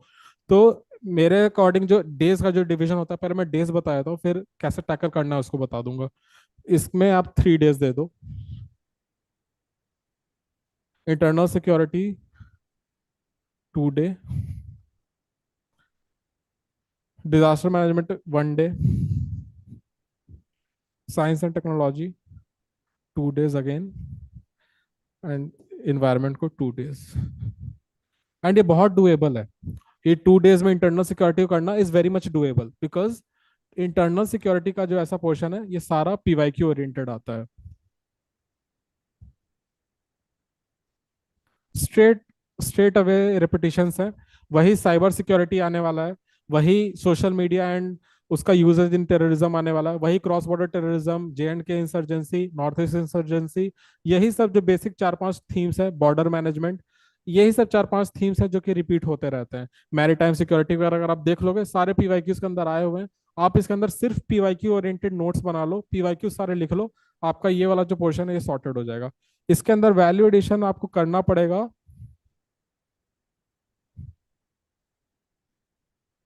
इंटरनेशनल बेस्ट केस स्टडीज है। इंटरनेशनल केस स्टडीज आप लिख लो इसके अंदर। और ये सारी चीजें चैट जीपीटी से बहुत इजीली मिल जाएगी। आप सर्च करो कुछ भी चैट जीपीटी के अंदर कि हमें टेररिज्म को टैकल करने के लिए इंटरनेशनल बेस्ट केस स्टडी दे दो, आप वो आपको 3-4 केस स्टडी वहां पे निकाल के दे देगा। उसके अलावा यहाँ पे आपके पास डेटा होना चाहिए। मिनिस्ट्री ऑफ होम से, मिनिस्ट्री ऑफ होम अफेयर्स, वहां से आप डेटा उठाओ। उसके वेबसाइट पे भी बहुत सारा डेटा है, आप सर्च करोगे तो आपको मिल जाएगा इजीली। यहाँ से डेटा उठा लो। एंड मैप्स, मैप्स इंपॉर्टेंट है। फॉर एग्जाम्पल, आप ड्रग ट्रैफिकिंग का अगर आप वो बना रहे हो, ड्रग ट्रैफिकिंग के ऊपर अगर आपके पास क्वेश्चन आया है, आप एक सिंपल सा मैप बनाओ। ये मान लो फॉर एग्जांपल ये इंडिया, मैंने बेसिक सा मैप बनाया है। यहाँ पे आप बना लो क्रिसेंट, यहाँ बना लो ट्राइंगल, और इनको ऐसे करके मिला दो, हो गया। तो ये आप यहाँ पे दिखा सकते हो कैसे जो है हमारे इंडिया से ड्रग का ट्रैफिकिंग होता है, बिकॉज हम लोग प्रॉक्सिमिटी में किसके हैं, golden crescent and golden triangle के। तो अगर आप इन सारी चीजें, इनोवेटिव चीजों को अगर आप यूज करोगे, तो आपके बहुत अच्छे मार्क्स आ सकते हैं इंटरनल सिक्योरिटी में। एंड अगेन, क्योंकि ये रिपीटेड नेचर का है, PYQ का रिपीटेशन होता है, तो अगेन इसके अंदर आपको अच्छे आंसर्स लिखने पड़ेंगे, वरना बहुत ही एवरेज स्कोर आएगा। ठीक है। डिजास्टर मैनेजमेंट, अगेन बहुत सारी चीजें इसके अंदर भी रिपीट होती है, जैसे urban flood, cloud burst, flood management, drought management. बहुत बेसिक बेसिक चीजें हैं। बट इस साल जो मुझे एक इंपॉर्टेंट टॉपिक जो लगता है डिजास्टर मैनेजमेंट में आ सकता है, वह स्टैम्पीड। क्योंकि स्टैम्पीड, अभी RCB ने जब जीता ट्रॉफी, तो उसके बाद भी एक स्टैम्पीड हो गया। उससे पहले जब महाकुंभ का टाइम चल रहा था, वहां पे भी एक स्टैम्पीड हुआ था। तिरुपति तिरुमाला टेम्पल जो है, वहां पे भी एक स्टैम्पीड हुआ था। तो इस साल 3-4 स्टैम्पीड हुए हैं। तो आजकल तो इनका क्वेश्चन पूछने का तरीका भी ऐसा हो गया है कि पहले तो आप बता दो कि स्टैम्पीड होता क्या है, इसको मैनेज कैसे करेंगे, एंड 2-3 अभी रिसेंट के एग्जांपल्स भी दो। तो अगर आपको एग्जांपल्स नहीं पता है, तो आप नहीं कर पाओगे उस क्वेश्चन को, क्योंकि वो एक्सप्लिसिटली पूछते हैं कि हमें 2-3 रियल लाइफ एग्जांपल बताओ जो अभी रिसेंट में हुए हैं, पिछले साल हुए हैं या पिछले 10 साल में हुए हैं, ऐसे वो सवाल पूछते हैं। तो आप जब भी कोई सा भी डिजास्टर बनाओ, डिजास्टर मैनेजमेंट के ऊपर जब आप नोट्स बनाओ, तब आप ऐसा ट्राई करो कि आपके पास 3-4 एग्जाम्पल्स हर एक डिजास्टर के हों, कि हाँ इस वक्त ये डिजास्टर हुआ था, इसको ऐसे टैकल किया गया, इस वक्त ये डिजास्टर हुआ था, इसको ऐसे टैकल किया गया। तो आपके पास अगर रिपोजिटरी रहेगी तो आप इस टाइप के क्वेश्चंस को इजीली आंसर कर दोगे। एनवायरमेंट करंट अफेयर सेंट्रिक रहता है, करंट सेंट्रिक रहता है ये। एंड इसके अंदर जो है रिपीटिशन वाला जो पोर्शन है वो इन्वायरमेंट इम्पैक्ट असेसमेंट है, और बाकी का जो पोर्शन है आपको करंट अफेयर से करना पड़ेगा। एंड कुछ स्टैटिक कॉन्सेप्ट्स हैं जो कि पूछा जाता है, जैसे ऑयल पोल्यूशन हो गया, अब ये कंटेम्प्रेरी अफेयर्स है, ये कहीं करंट अफेयर्स में नहीं रहता है, बट ऐसा है कि हर टाइम ऐसा न्यूज में रहते रहता है, एंड हम लोग इसको प्रीलिम्स वगैरह में पढ़ते हैं। तो मेरा इसमें कहना है कि आप इसके अंदर प्रीलिम्स के नोट्स को रिवाइज एक बार कर लेना, क्योंकि वहां से आपका बहुत कुछ आंसर हो सकता है इसके अंदर, इन्वायरमेंट के अंदर। एंड साइंस एंड टेक के लिए भी सेम, इसके अंदर लाइक मेंस की ईयरली कंपाइलेशन पढ़ने की जगह इसके अंदर आप पीटी की ईयरली कंपाइलेशंस पढ़ो, क्योंकि इसके अंदर जो क्वेश्चंस आ रहे हैं साइंस एंड टेक्नोलॉजी के अंदर बहुत ज्यादा टेक्निकल नेचर के सवाल है। फॉर एग्जांपल चंद्रयान 3 के अंदर इन्होंने पूछा था कि ये कौन कौन से लाइक स्पेक्ट्रोस्कोपी वाला जो भी मटेरियल है, या फिर अ, इसको सर दोबारा रिपीट कर रहा हूँ मैं। तो जैसे सर साइंस एंड टेक्नोलॉजी है, उसके अंदर बहुत ज्यादा टेक्निकल नेचर के सवाल आते हैं। फॉर एग्जाम्पल वो एक्चुअली मैं पूछ रहा था कि स्पेसशिप जो चंद्रयान 3 गई है उसके अंदर कौन कौन से वो कंपोनेंट्स लेकर गए हैं। अब वो कंपोनेंट्स आपको बताने के लिए आपको पता होना चाहिए कि वो कौन कौन से कंपोनेंट्स थे। अब वो कौन से कंपोनेंट्स थे वो PT 365 ने कवर करा था, ना कि मेंस की अर्ली कंपाइलेशन ने। तो इसमें इसलिए जो भी क्वेश्चंस आ रहे हैं आप पीटी से इजीली कवर कर लोगे। फॉर एग्जांपल जो जब वैक्सीन वाला सवाल आया था, शायद 2021 का जो सवाल है वैक्सीन वाला, वो वैक्सीन का जो फॉर्मेशन का जो मेथोडोलॉजी है वो most of the people prelims specific पढ़ते हैं। अब जिन बच्चों ने प्रीलिम्स का जो कंटेंट है वो मेंस के टाइम पे रिवाइज नहीं किया, उन्हें बहुत तकलीफ हुई थी वैक्सीन वाले सवाल को आंसर करने के लिए। बट जो बट अब हम क्योंकि यहाँ पे आराम से पीटी की अपनी कंपाइलेशन पढ़ के जाएंगे, हमें आसानी होगी। आप पिछले 3-4 साल के पेपर उठा के देखो, आपको खुद रियलाइज हो जाएगा कि अगर आप अपना पीटी का मटेरियल साइंस एंड टेक में पढ़ के जाओगे ना, आपको बहुत ज्यादा एडवांटेज रहेगा वहां पे। तो ये होगी basic strategy. Economy and agriculture के लिए सबसे इंपॉर्टेंट सोर्स है कि आप पीवाईक्यू मैपिंग करो। यहाँ पे बहुत रिपीटेड थीम्स है, यहाँ पे वही फूड प्रोसेसिंग इंडस्ट्री आ रहा होता है, चैलेंजेस इरिगेशन के आ रहे होते हैं, तो यहाँ पे बहुत रिपीटेड नेचर का सवाल आता है एग्रीकल्चर के अंदर भी। इकोनॉमी भी वही inclusive development, poverty alleviation, unemployment, ये सब बेसिक बेसिक सवाल आ रहे होते हैं। अभी डिजिटल एरा आ गया है, तो डिजिटल के वैसे इकोनॉमिक्स पे क्या इम्पैक्ट पड़ सकता है।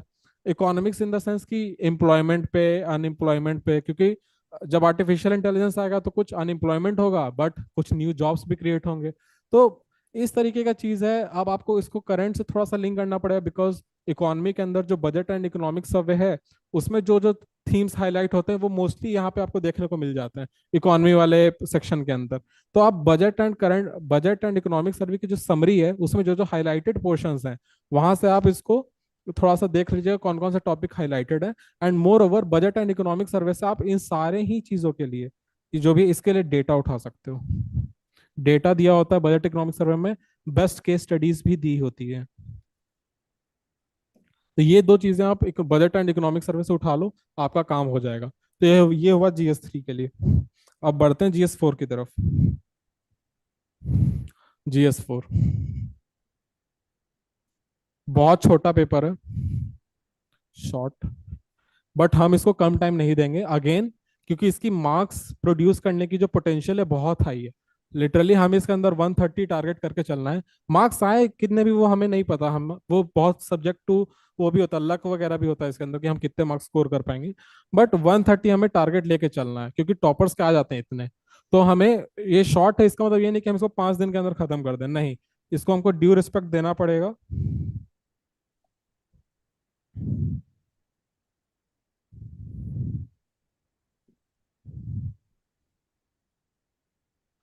इसको हमें ड्यू रिस्पेक्ट देना पड़ेगा। तो हम इसके अंदर कैसे कवर करने वाले मैं बता देता हूँ, एक सेकंड। तो पहले तो जो 5 डेज हैं कंप्लीटली कंटेंट पढ़ो आप।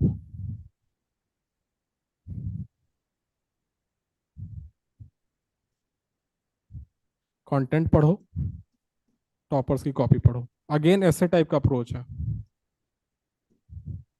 Y toppers copy? क्योंकि यहां से आप सीखोगे केस स्टडीज कैसे टैकल करता है।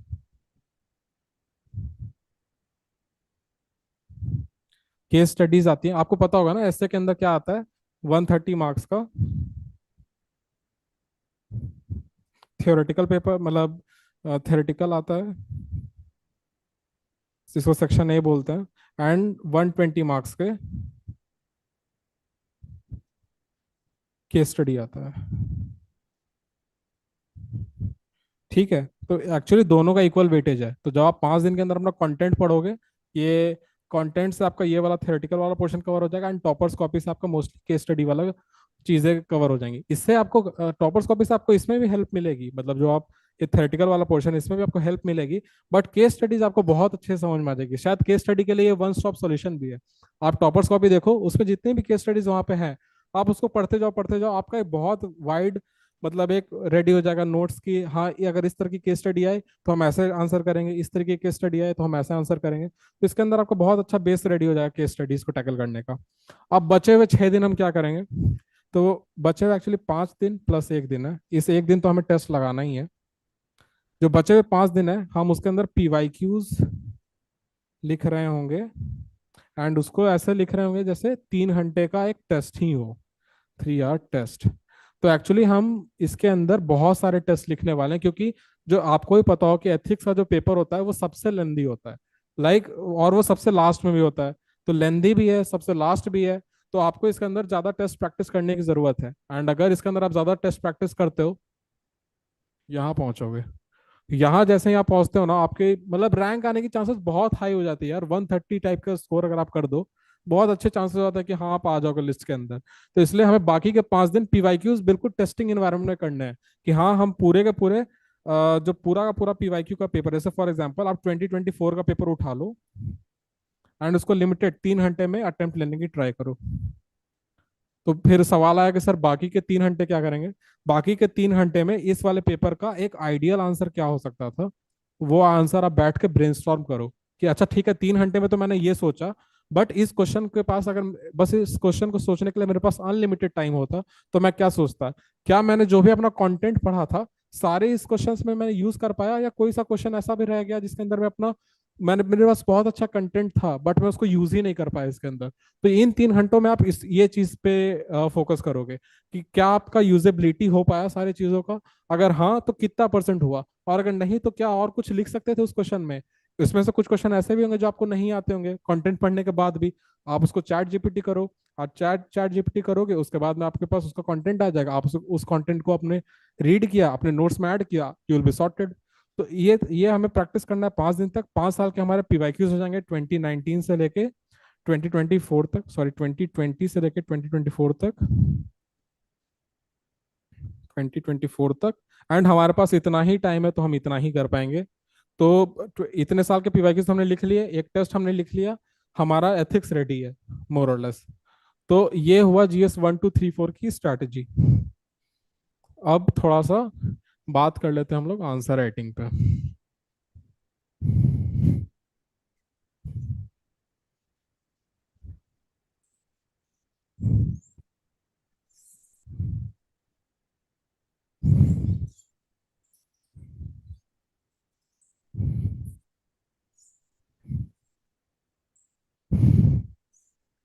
देखो, आंसर राइटिंग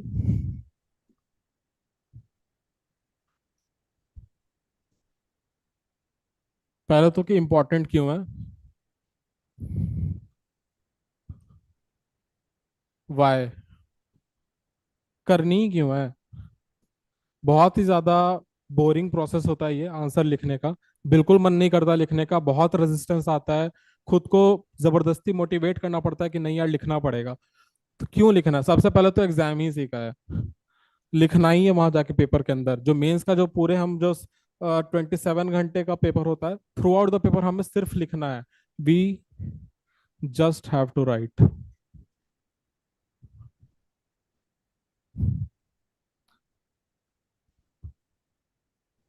आई होप आप सब लोगों ने ट्वेल्थ फेल मूवी देखी होगी, बहुत ही ज्यादा फेमस मूवी है।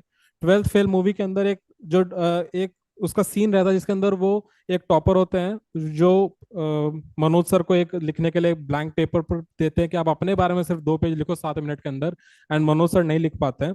तो वही चीजें होंगी। अगर आप आपके पास लिखने की प्रैक्टिस नहीं होगी, अगर आप आंसर राइटिंग प्रैक्टिस नहीं करोगे, इवन दो आपके पास पूरे दुनिया का कंटेंट है, सब कुछ है आपके पास, आप उसको टाइम फ्रेम के अंदर पेपर पे प्रोड्यूस नहीं कर पाओगे। दिक्कत क्या होती है हमें आंसर राइटिंग करने में? पहला, प्रायोरिटाइजेशन। क्या पहले लिखें क्या बाद में लिखें, यही हमें समझ में नहीं आता है, क्योंकि बहुत टाइम पे हम ऐसा लिखते हैं जो कि बहुत इरेलेवेंट सी चीज है, हमने उसको पहले लिख दी। बहुत ही ज्यादा रेलेवेंट चीज है, हम उसको बाद में लिख रहे हैं। तो ये प्रॉब्लम होता है। Second, procrastination. क्योंकि जो शुरू में जब आप जो आंसर्स लिखोगे, बहुत ही बुरे आंसर्स होंगे, जब आप उनको टॉपर्स की आंसर से मैच करोगे, आपको लिटरली लगेगा कि ये प्रिपरेशन आपके लिए नहीं है, आपको छोड़ देनी चाहिए। बट और इसकी वजह से जब हम खराब आंसर्स लिखते हैं, हमें डीमोटिवेशन आता है, एंड फिर हम प्रोक्रेस्टिनेट करते हैं कि जब तक हम सारा कुछ पढ़ नहीं लेते हैं, तब तक हम शायद अच्छे आंसर्स लिख नहीं पाएंगे, एंड उसकी वजह से हम प्रोक्रेस्टिनेट करते हैं। ये गलती भी हमें नहीं करनी है। Third, review. ये कुछ लोगों में प्रॉब्लम होती है कि हमने आंसर्स लिख तो लिए, हमारे अकॉर्डिंग हमने बेस्ट आंसर लिखा है, बट हम अब किसी से रिव्यू नहीं करवाएंगे। क्यों? क्योंकि हमें लगता है कि हमने तो एक अच्छा आंसर लिख ही लिया, अब नेक्स्ट आंसर पर मूव करते हैं। बट आपको मैं ये बताना चाहता हूँ कि आपको अपने आंसर्स में कभी भी कमियां नजर नहीं आएंगी, बट जब तक आप इसको रिव्यू नहीं करवाओगे, तब तक आपका आंसर इंप्रूव नहीं होगा। तो रिव्यू कराना भी बहुत इंपॉर्टेंट है इम्प्रूवमेंट के लिए, क्योंकि जब तक आपको कोई आपकी गलतियां बताएगा नहीं, आपको पता कैसे चलेगा कि भाई इंप्रूव करना क्या है। तो इसके लिए आप दो तीन तरीके यूज कर सकते हो। अगर आपका पीयर ग्रुप बहुत ज्यादा सीरियस है, आपके लेवल का है, तो आप पीयर रिव्यू भी करवा सकते हो। उसके अलावा बहुत सारे मॉक टेस्ट वगैरह चलते हैं, आप मॉक टेस्ट के आंसर्स लिखो, एंड वहाँ पे इवेलुएशन भी प्रोवाइड वो लोग करते हैं, तो आप वहाँ से भी इवेलुएशन ले सकते हो। बहुत डेडिकेटेड लाइक इवेलुएशन मिलती है कहीं कहीं जगह पे, बट उसमें भी आपको with a pinch of salt लेना है कि कहीं आपने कुछ अच्छी चीजें लिखी, बट क्योंकि उस इवेलुएटर को वो पसंद नहीं आ रहा है, तो फिर उसने बोल दिया कि नहीं नहीं, आपको ये चीजें नहीं करनी, तो आपने उस चीज को डिस्कार्ड कर दिया। तो with a pinch of salt आप सारे इवेलुएशन को लेंगे, आपको जो चीज ठीक लगेगी कि हाँ यार ये तो सच में मेरी कमियां थी, आप उन चीज को इनकॉर्पोरेट करोगे। एंड कुछ चीजें हो सकते हैं कि ऐसे भी लगे कि नहीं यार ये तो मेरा ठीक है, बट अननेसेसरी उन्होंने क्रिटिसाइज कर दिया है, तो आप उन चीजों को इग्नोर भी कर दोगे। तो और एक चीज मुझे बतानी थी टेस्ट सीरीज के बारे में, वो ये कि मार्क्स को बिल्कुल भी दिल से नहीं लगाना है। Marks in the test series are not correlated with the actual marks you will score in the main stage. तो मार्क्स से पे बहुत ज्यादा ध्यान नहीं देना है, आपको कमेंट्स या रिव्यूज जो आपको मिल रहे हैं, कमेंट्स स्लैश रिव्यूज, इस पे फोकस करना है। ठीक है? अब देखो, अब आंसर राइटिंग का जो बेसिक्स है वो है आपके नोट्स। जितने अच्छे आपके नोट्स होंगे, उतना अच्छा आप आंसर लिख पाओगे, क्योंकि यार एक जब एक आप नोट्स बनाते हो ना, तो नोट्स जो एक अच्छा नोट होता है, फॉर एग्जाम्पल एक टॉपिक है, उस एक टॉपिक के लिए मैंने 3 पेज के अंदर अपने नोट्स बना लिए। ठीक है, 3 पेज के अंदर मैंने कुछ एक दो यहाँ पे डेटा लिखा, एक दो यहाँ पे अच्छा कोट लिखा, एक दो यहाँ पे करंट अफेयर्स का कॉन्टेक्स्ट लिख दिया। ठीक है, अब मैं इन तीनों में से कोई सा भी एक चीज उठा के अपने इंट्रोडक्शन में लिख लूंगा। ये मैं नोट मेकिंग बता रहा हूँ, कैसे किसी भी टॉपिक का नोट्स बनाते हैं। अब मैं यहाँ पे बॉडी पॉइंट्स देखूंगा। अब मान लो मैंने यहाँ पे कॉजेज का एक एक वो बनाया, यहाँ पे कुछ 5 पॉइंट, 1 2 3 4 5 पॉइंट मैंने यहाँ पे लिख रखे हैं। फिर मैंने उसके इम्पैक्ट के वो बना लिए, इसका इम्पैक्ट क्या होगा, इसके मैंने कुछ 6 7 8 पॉइंट बना लिए। फिर इसका मैंने वे फॉरवर्ड वगैरह लिख लिया, वे फॉरवर्ड यहाँ पे कुछ लिख लिया। यहाँ पे मैंने 3 4 अच्छे कंक्लूजन्स लिख रखे, 1 2 3 और ये 4, ये 4 कंक्लूजन्स मैंने लिख रखे हैं। अब मेरे पास अगर जब भी ये सवाल आएगा, मुझे पता है कि ये या यही वो पूछने वाले हैं मोस्टली क्वेश्चन के अंदर, तो मैं इन इन तीनों चारों में से जो सा भी इंट्रोडक्शन मुझे सबसे ज्यादा एप्ट लगेगा, मैं उस इंट्रोडक्शन को लिख लूंगा। मैं इनमें से जो कंक्लूजन मुझे सबसे अच्छा लगे, मैं इन कंक्लूजन को लिख लूंगा। इन्हीं बॉडी पार्ट्स में से मैं इन सबको उठाऊंगा और लिख दूंगा। तो जब तक आपके पास ये नोट्स नहीं बने रहेंगे ना, आपके पास ये सारी दिक्कत आते रहेगी। तो लेकिन देखिए, अब आपका 65 डेज है, अब अगर किसी के पास नोट्स नहीं है, तो अब बनाने की जरूरत नहीं है। आप किसी कोचिंग इंस्टीट्यूट के मटेरियल को रेफर कर लो, कोचिंग के मटेरियल को रेफर कर लो मेंस का। शायद जेनो आईएएस में भी टीम यहाँ पे प्रोवाइड करेगी, तो आप उनके भी नोट्स देख सकते हो। अगर आपको पसंद आता है तो आप उनको भी रेफर कर सकते हो। कोचिंग के नोट्स रेफर कर लो, उसमें आप हाईलाइट कर लो कि हाँ ये इंट्रोडक्शन मुझे अच्छा लग रहा है, ये वाले बॉडी पॉइंट्स मैं लिखा करूंगा अपने उसके साथ। तो ये वाले बॉडी पॉइंट्स मैं हाईलाइट करके रख लेता हूँ अपने पास, ये मैं उसमें लिख लिया करूंगा। एंड उसके बाद ये वाले वे फॉरवर्ड हैं, ये वाले कंक्लूजन्स हैं जो मैं अपने एग्जाम्स में लिखने वाला हूँ, उसको आप हाईलाइट करके रख लो, क्योंकि आप नोट्स बनाने जाओगे तो नोट्स बनाने में ही 65 डेज चले जाएंगे। तो अब हमें नोट्स नहीं बनाने। ये हो गई हमारी नोट मेकिंग प्रोसेस। अब हम जब पीवाईक्यूज लिखेंगे तो हमारे नोट्स रेडी हैं। अब हम इन नोट्स को यूज करके जब पीवाईक्यूज लिख रहे होंगे, दिन के मान लो हम 5 पीवाईक्यूज लिखते हैं, तो 5 पीवाईक्यूज से हमारी आंसर राइटिंग धीरे धीरे मतलब बिल्ड होनी स्टार्ट होगी। आंसर राइटिंग हमारी बिल्ड हुई, बिल्ड हुई, बिल्ड हुई, हम कुछ लेवल तक आंसर राइटिंग में पहुंचे। फिर हम जब देखते हैं टॉपर्स कॉपी, तो हमें एक डेफिसिट समझ में आता है कि अच्छा, हम तो इस लेवल का, मान लो फॉर एग्जांपल अगर इस लेवल पे लोग सिलेक्शन ले रहे हैं यहाँ पे, और हम हैं अभी इस लेवल पे, तो आपको ये समझ कैसे आएगा कि आप इतना पीछे हो अभी सिलेक्शन लेवल से? ये आपको समझ में आएगा जब तक आप टॉपर्स कॉपी नहीं देखोगे, आपको ये समझ में नहीं आएगा। आप जब आप टॉपर्स कॉपी देखोगे, आपको समझ में आएगा अच्छा, ये कुछ 3-4 चीजें हैं जो टॉपर्स एक्स्ट्रा कर रहे हैं, जिसके वजह से उनके आंसर्स अच्छे लग रहे हैं। तो फिर आप भी इन 3-4 चीजों को इनकॉर्पोरेट करना स्टार्ट करोगे अपने आंसर्स में, एंड फिर धीरे धीरे धीरे धीरे आपका लेवल भी यहाँ तक पहुंच जाएगा जहां पे सिलेक्शन होता है।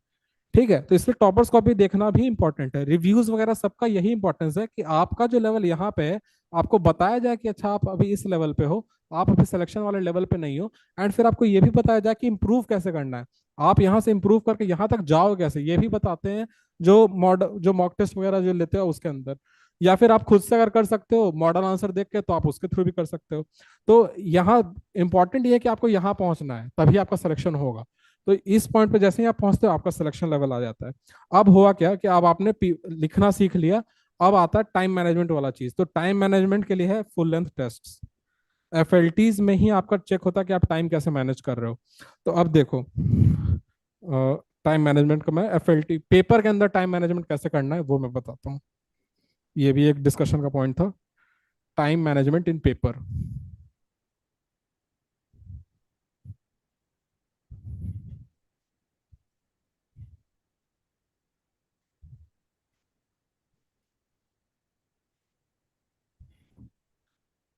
3 आवर्स का पेपर होता है। इससे पहले ना आपको 5 मिनट दिए जाते हैं रीडिंग के लिए। तो मैं अपनी स्ट्रैटेजी बता रहा हूँ, आपकी हो सकता है कुछ और स्ट्रैटेजी हो सकती है। जैसे बहुत लोग बोलते हैं कि आप पहले 11 से 20 कर लो, फिर आप 1 से 10 करो। बट मेरी ये स्ट्रैटेजी नहीं है। मेरी स्ट्रैटेजी है कि इन 5 मिनट में मुझे जो भी क्वेश्चंस आते हैं, जैसे फॉर एग्जांपल मुझे फर्स्ट आता है, मुझे थर्ड आता है, मुझे सेवेंथ आता है, मुझे नाइन्थ आता है, मुझे 11th आता है, मुझे 17th, 19th, 20th, ये 6-7 क्वेश्चन जो है ना, मुझे बहुत अच्छे से आते हैं, डायरेक्टली मेरे नोट से आए हुए हैं। तो मैं इनको स्टार मार्क कर लूंगा। जब मैं रीड कर रहा हूँ ना, मैं फटाफट फटाफट से रीड करता हूँ, मैं इनको स्टार मार्क कर लूंगा पेपर के अंदर ही, उस क्वेश्चन पेपर के ऊपर। एंड अब जब मैं अटेम्प्ट करने जाऊंगा, तो मैं पहले इन क्वेश्चंस को अटेम्प्ट करूंगा। हो सकता है ये 10 मार्कर हो सकता है 15 मार्कर हो, आई डोंट केयर। मुझे बस अपने जो मुझे जो बेस्ट तरीके से जो क्वेश्चंस आते हैं, मैं उनको पहले अटेम्प्ट करूंगा, ना कि इस कोई सा सेट पैटर्न। हो सकता है यहाँ से 1 से 15 तक के बीच में, मतलब 11 से 15 तक के बीच में मुझे क्वेश्चंस आते ही ना हो, मेरे लिए बाउंसर क्वेश्चंस हों वो। तो फिर मैं अपने स्टार्टिंग के जो गोल्डन पीरियड होता है, जहाँ पे कॉन्फिडेंस बिल्ड हो रहा होता है, उसको मैं इन डिफिकल्ट क्वेश्चंस में क्यों लगाऊं? मैं उससे अच्छा यहाँ से स्टार्ट करूं, ऐसे यहाँ पे मेरा कॉन्फिडेंस बिल्ड हो जाएगा, उसके बाद मैं इन डिफिकल्ट क्वेश्चंस पे आऊंगा तो मैं कॉन्फिडेंस के साथ उसको टैकल कर सकता हूँ। तो दैट्स व्हाई मैं ये स्ट्रैटेजी फॉलो करता था। अगर आपको ठीक लगती है तो आप पहले इसको अपने फुल लेंथ टेस्ट के अंदर आप इसको अप्लाई करके देख लो। अगर आपको लगता है कि हाँ, आपके लिए भी ये स्ट्रैटेजी काम करती है, क्योंकि मेरे लिए तो यही स्ट्रैटेजी काम की। मुझे जो आता है मैं पहले वो करता हूँ, एंड उसके बाद जो मुझे नहीं आता उसको मैं लास्ट के लिए पुश करता हूँ। तो इससे होता क्या है कि लास्ट में आपके पास हमेशा रश होगा। लास्ट में ऐसा कुछ हो सकता है कि आपके पास मान लो 15 मिनट बचे हैं, एंड आपके पास 215 मार्कर्स बचे हुए हैं। 215 मार्कर्स हैं। अगर मान लो कि ये वो 2 15 मार्कर्स में जो कि आपको बहुत अच्छे से आते थे, तो आपको 7 साढ़े 7 मिनट में आप कितना भी कोशिश कर लो, कितनी भी आपके फास्ट स्पीड हो, ये जो 2 15 मार्कर्स में आपको बहुत अच्छा आंसर लिख सकते थे, वो कॉम्प्रोमाइज हो ही जाएंगे। तो इससे अच्छा आप जो आने वाले सारे क्वेश्चंस उसको आप पहले कर लो। एंड मान लो आपको कॉम्प्रोमाइज करने ही है, तो आप उन 2 क्वेश्चंस को करो ना यार, जो आपको आते ही कम थे। अगर आपको इसमें मैं 11-11 मिनट भी दे देता, तो आप कोई बहुत ही अच्छा आंसर नहीं लिख पाते। तो आप उन 2 क्वेश्चंस को लास्ट के लिए पुश करो, जो आपको कम आते थे। उसके अंदर आप कम भी टाइम दोगे तो भी आपको 3-4 2-3 नंबर मिल जाएंगे आराम से। तो भी तो इस ये वर्थ इट है, ये ऑप्टिमम स्ट्रेटजी है एक आंसर राइटिंग को मतलब जो एक्चुअल एग्जाम है उसके अंदर आंसर कैसे लिख सकते हैं या कैसे पेपर अटेम्प्ट कर सकते हैं, उसकी ये स्ट्रैटेजी हुई। अब इसके बाद यार मेंटल वाले उस चीज पे आते हैं कि यार इस जो 65 पीरियड ऑफ डेज हैं, इसके अंदर हमारी जो मेंटल हेल्थ है या फिर जो हमें जो स्ट्रगल्स फेस करना पड़ रहा है, उसको हम लोग कैसे टैकल करेंगे। तो जो सबसे ज्यादा जो प्रेडिक्टेबल स्टेज होता है, या फिर मोस्ट ऑफ द हम लोग बोलते हैं कि यूपीएससी जो है वो अनप्रिडिक्टेबल सर्विस कमीशन है, तो उसमें जो अनप्रिडिक्टेबिलिटी है वो प्रीलिम स्टेज पे बहुत हाई है। आपके एक दिन के अंदर अप्रोक्सीमेटली 5-5 6-6 लाख बच्चे बाहर हो जाते हैं। अगर आप एक सेंटर की बात करो, हो सकता है कुछ ऐसे सेंटर्स भी हो जहाँ से एक भी बच्चा क्वालिफाई ना करे, तो ऐसे सेंटर्स भी होते हैं यहाँ पे। बट मेंस एक ऐसा स्टेज है जहाँ पे आपके जितने भी एफर्ट्स हैं वो डायरेक्टली कोरिलेट होते हैं मार्क्स में, क्योंकि यहाँ पे भी थोड़ी अनसर्टेनिटी है कि कौन से प्रोफेसर आपकी कॉपी चेक कर रहे हैं। बट क्योंकि यहाँ पे मल्टीपल पेपर्स हैं, यहाँ पे आपके जो मार्क्स होते हैं वो through out the 7 papers distributed होता है। यहाँ पे जो मार्क्स होते हैं, आप जितना एफर्ट मारोगे वो धीरे किसी ना किसी पेपर में वो रिफ्लेक्ट होता है। आपकी जो रैंकिंग है वो कहीं ना कहीं किसी ना किसी पेपर में रिवॉर्ड होकर आप ऊपर की रैंकिंग में आ ही जाओगे। तो अल्टीमेटली जो फैक्ट ऑफ द मैटर ये है कि जिन जिन लोगों को मेंस लिखने का मौका मिल रहा है, प्लीज इस मौके को जाने मत देना। अगर आप 800 इन मेंस स्कोर कर देते हो मेंस के अंदर, उसके बाद आपका सिलेक्शन लाइक बहुत मुश्किल है रोकना, क्योंकि 150 भी अगर आप लाते हो इंटरव्यू में, 150 जो कि एक बिलो एवरेज मार्क्स है, मतलब आप जाकर नॉर्मली बिल्कुल पोलाइटली भी अगर बात करके आ जाते हो, आप मोस्ट ऑफ द 60% क्वेश्चन का answer sorry sir no ma'am बोलकर भी अगर आप दे देते हो, 150 मार्क्स के आसपास लाया जा सकता है। एंड इसके बाद भी आपके जो टोटल स्कोर बनेंगे वो 950 होंगे, एंड इसमें आप लिस्ट में कोई ना कोई रैंक लेकर आ जाओगे। तो आपको इंटरव्यू में आप कितने भी कैसे ही परफॉर्म करो, आपका इंटरव्यू फर्स्ट वीक ऑफ उसमें आ जाए, तो भी आपका टेंशन लेने की बात नहीं, क्योंकि आपने आपके मेंस में इतने अच्छे स्कोर हैं कि आपके सिलेक्शन को कोई रोक नहीं सकता। तो इसलिए मेरे हिसाब से मेंस जो है बहुत ज्यादा प्रेडिक्टेबल स्टेज है। इसके अंदर पीवाईक्यूज हैं, उससे बहुत ज्यादा क्वेश्चन डायरेक्टली रिपीट होते हैं। अगर डायरेक्टली रिपीट ना भी हो तो थीम्स पक्के से रिपीट हो जाते हैं। तो आप मेंस के अंदर अपनी जी जान झोंक दो, अगर आपने मेंस को फोड़ दिया, आपका सिलेक्शन फॉर श्योर पक्का है।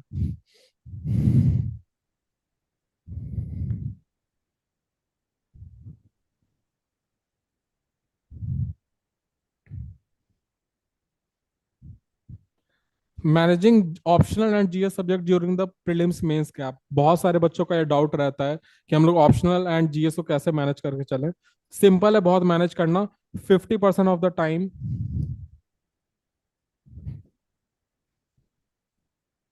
आप जीएस को दो daily, and 50% of the time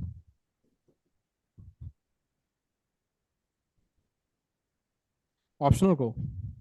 Y why is it important to give 50% of the time to optional? Because अगर आपके इसमें 280 प्लस हैं तो आपका सिलेक्शन कोई नहीं रोक सकता। एंड अगर आपके 230 माइनस हैं, और अगर आपके 230 माइनस है तो आपका सिलेक्शन कोई नहीं करवा सकता। तो इतना इंपॉर्टेंट है, मतलब इतने आपने स्कोर कर दिए तो आपका सिलेक्शन हो गया, इतने आपने स्कोर किए इसके नीचे तो आपका सिलेक्शन नहीं होने वाला। तो इतना इंपॉर्टेंट है, इसलिए हमको इसका 50% ऑफ द टाइम देना है। सेकंड इंपॉर्टेंट थिंग, क्योंकि इसमें जो मोस्ट ऑफ द क्वेश्चन आते हैं वो पीवाईक्यू ओरिएंटेड आते हैं, चाहे कोई सा भी ऑप्शनल पेपर हो। 60 to 70% जो पेपर होता है वो प्रीवियस ईयर क्वेश्चन से उठकर ही आता है। तो इसके अंदर स्कोर करना का relatively easy as compare to GS, जहाँ पे थोड़ा सा डायनेमिक होते जा रहा है यूपीएससी। तो यहाँ पे क्योंकि रिपीटिशन है, आप प्रिपेयर अच्छे से कर सकते हो, आप वैल्यूडेशन कर सकते हो using artificial intelligence, chat GPT, और भी बहुत सारे टूल्स हैं, उनको यूज करके आप कर लो। एंड उसके अलावा आप जो एफर्ट मारते हो इसके अंदर वो डायरेक्टली रिफ्लेक्ट भी होता है। प्लस में आपके पास जीएस के बाद भी 5 डेज आपको मिलते हैं ऑप्शनल पढ़ने के लिए, जिसके अंदर आप अगर अच्छे से पढ़ाई कर लो, अगर आप उन 5 डेज के अंदर अगर आप 70 आवर्स पुट इन कर दो, ये स्कोर लाना बहुत डिफिकल्ट चीज नहीं है। गिवन दैट कि आपने अच्छे से एफर्ट मारा, आपने टेस्ट लिखे हैं, आपने आंसर राइटिंग प्रैक्टिस की है, ये स्कोर आपका इजिली आ जाएगा। एंड जैसे ही ये स्कोर आता है, आप एक कंटेंडर बन जाओगे टॉप रैंक्स के लिए, आप अपनी डिजर्व सर्विस पा सकते हो।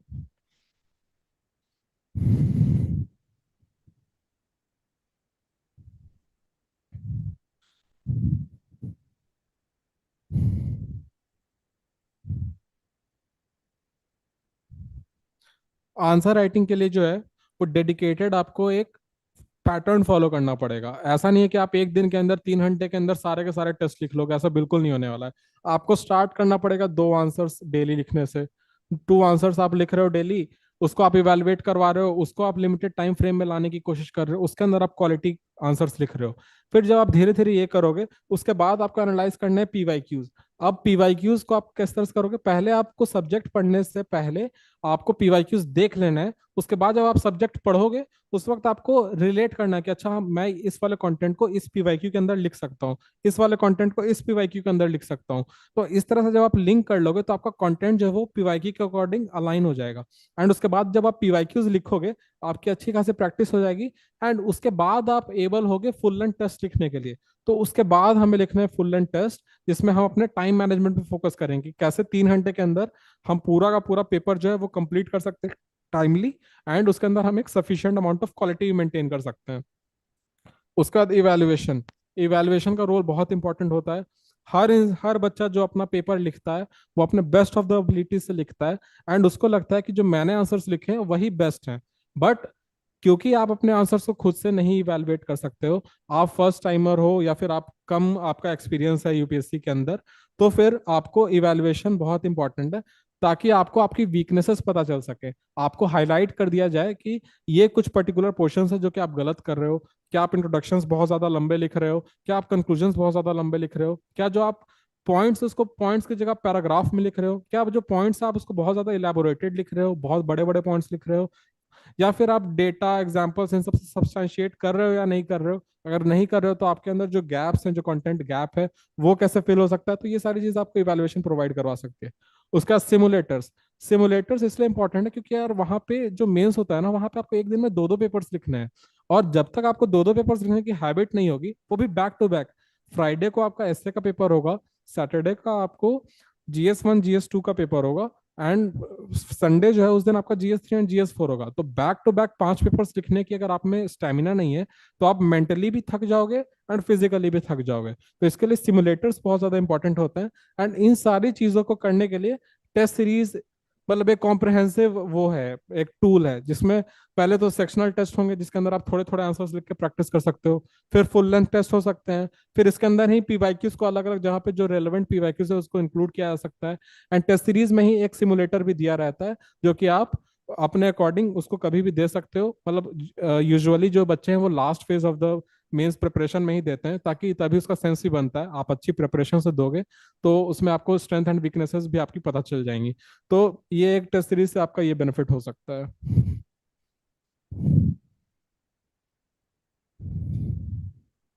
अब वैल्यू एडिशन की बात कर लेते हैं। तो यार वैल्यू एडिशन क्यों इंपॉर्टेंट है, पहले तो ये समझते हैं क्या जरूरत है हमें वैल्यू ऐड करने की।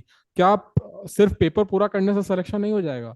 तो यार ये जो बात है पेपर पूरा करने से सिलेक्शन हो जाने वाली, ये 2019 2018 2017 तक वैलिड थी। अब पेपर कंप्लीट करने पे सिलेक्शन नहीं होता। अब हमें कुछ एक्स्ट्रा कंटेंट लिखना पड़ता है। क्यों? क्योंकि जो कंपटीशन है वो बहुत ज्यादा इवॉल्व कर रहा है, बहुत ज्यादा एडवांस हो रहा है। जब से श्रुति शर्मा मैम की कॉपीज आई है मार्केट के अंदर, हर पॉइंट के नीचे डेटा, हर पॉइंट के नीचे एग्जाम्पल्स, बेस्ट केस स्टडीज, ये सब कुछ का ट्रेंड जो है बहुत ज्यादा चल गया है। अब हर बच्चा एक एवरेज आंसर की जगह एक बहुत अच्छे क्वालिटी का आंसर लिख रहा है। तो अगर आपको भी उस कंपटीशन में compete करना है, एक अच्छा फाइट पुटअप करना है, तो आपको भी वैल्यू एडिशन करना पड़ेगा। अब वैल्यू एडिशन में क्या क्या चीजें हम ऐड कर सकते हैं। तो पहला तो डेटा। अब डेटा भी ऐसा ऐसा कहीं भी कोई भी प्राइवेट एजेंसी का या फिर प्राइवेट सर्वे का डेटा नहीं, क्रेडिबल गवर्नमेंट का डेटा चाहिए। गवर्नमेंट का डेटा। अब इसके अंदर हम ईगो सर्वे से उठा सकते हैं, बजट से उठा सकते हो आप, या मिनिस्ट्री की वेबसाइट्स पे भी लिखी होती हैं।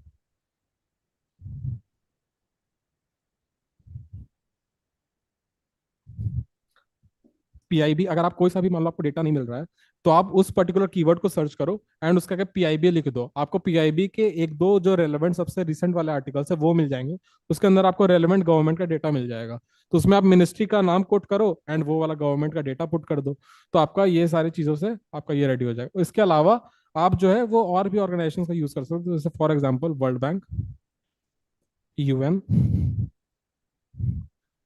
और भी FAO वगैरह जो भी रेलेवेंट है जिस चीज से भी, तो जो भी मतलब इंटर गवर्नमेंटल डेटा है या फिर जो इंटरनेशनल लेवल के एजेंसीज उनका डेटा है, ये सारे क्रेडिबल डेटा के सोर्सेस होते हैं। तो इनको आप यूज करके अपने डेटा का एडिशन कर सकते हो अपने आंसर्स के अंदर। उसके बाद जो सेकंड चीज आती है वो होते हैं कोट्स। तो ये सबसे ज्यादा जो है ना वो GS2, GS1 एंड GS4 इसमें काम करते हैं, क्योंकि GS2 के अंदर आप कोट्स किसके पुट कर सकते हो, जो प्रीवियस चीफ जस्टिस है उनके कोट पुट कर सकते हो। GS1 के अंदर आप हिस्टोरियंस, आप सोशियोलॉजिस्ट, आप जोग्राफर्स, इनके कोट्स वगैरह यहाँ पे पुट कर सकते हो।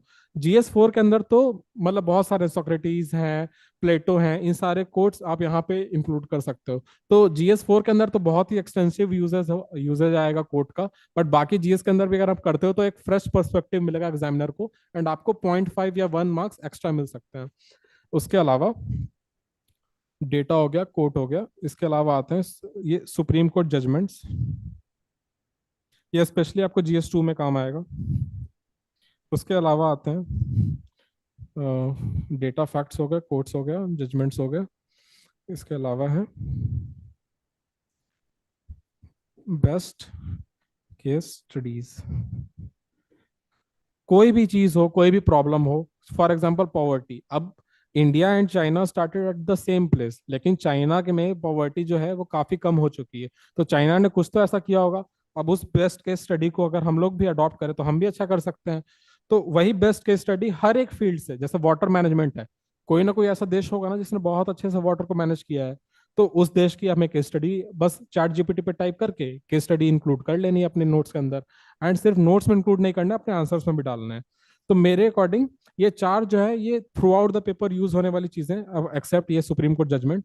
इसके अलावा पांचवा एक डायग्राम भी होता है। अब डायग्राम के अंदर आप फ्लो चार्ट बोल सकते हो इसको, ज्योग्राफी अगर है तो इसमें मैप्स बोल सकते हो, या डिपेंडिंग अपॉन कोई सा भी चीज है आप इसको हमेशा यूज कर सकते हो। जैसे ये भी एक डायग्राम ही है, और देखिए डायग्राम एडेड है तो आपको ये विजुअल रिप्रेजेंटेशन दे रहा है कि यार देखो ये डायग्राम है एंड ये लेवल ऑफ वैल्यू एडिशंस हैं। तो बेसिक से लेकर एडवांस तक ये एक पिरामिड टाइप का स्ट्रक्चर ये चीज डिनोट करता है। तो आपको इस तरीके से डायग्राम अगर आप इंक्लूड करोगे तो आपको हर क्वेश्चन में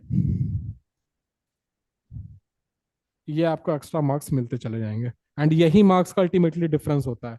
अगर किसी के 714 मेंस है वो जस्ट पास है, किसी के 780 है उसका चांसेस है कि वो IAS बन सकता है अगर इंटरव्यू में बहुत अच्छा स्कोर कर दे वो तो।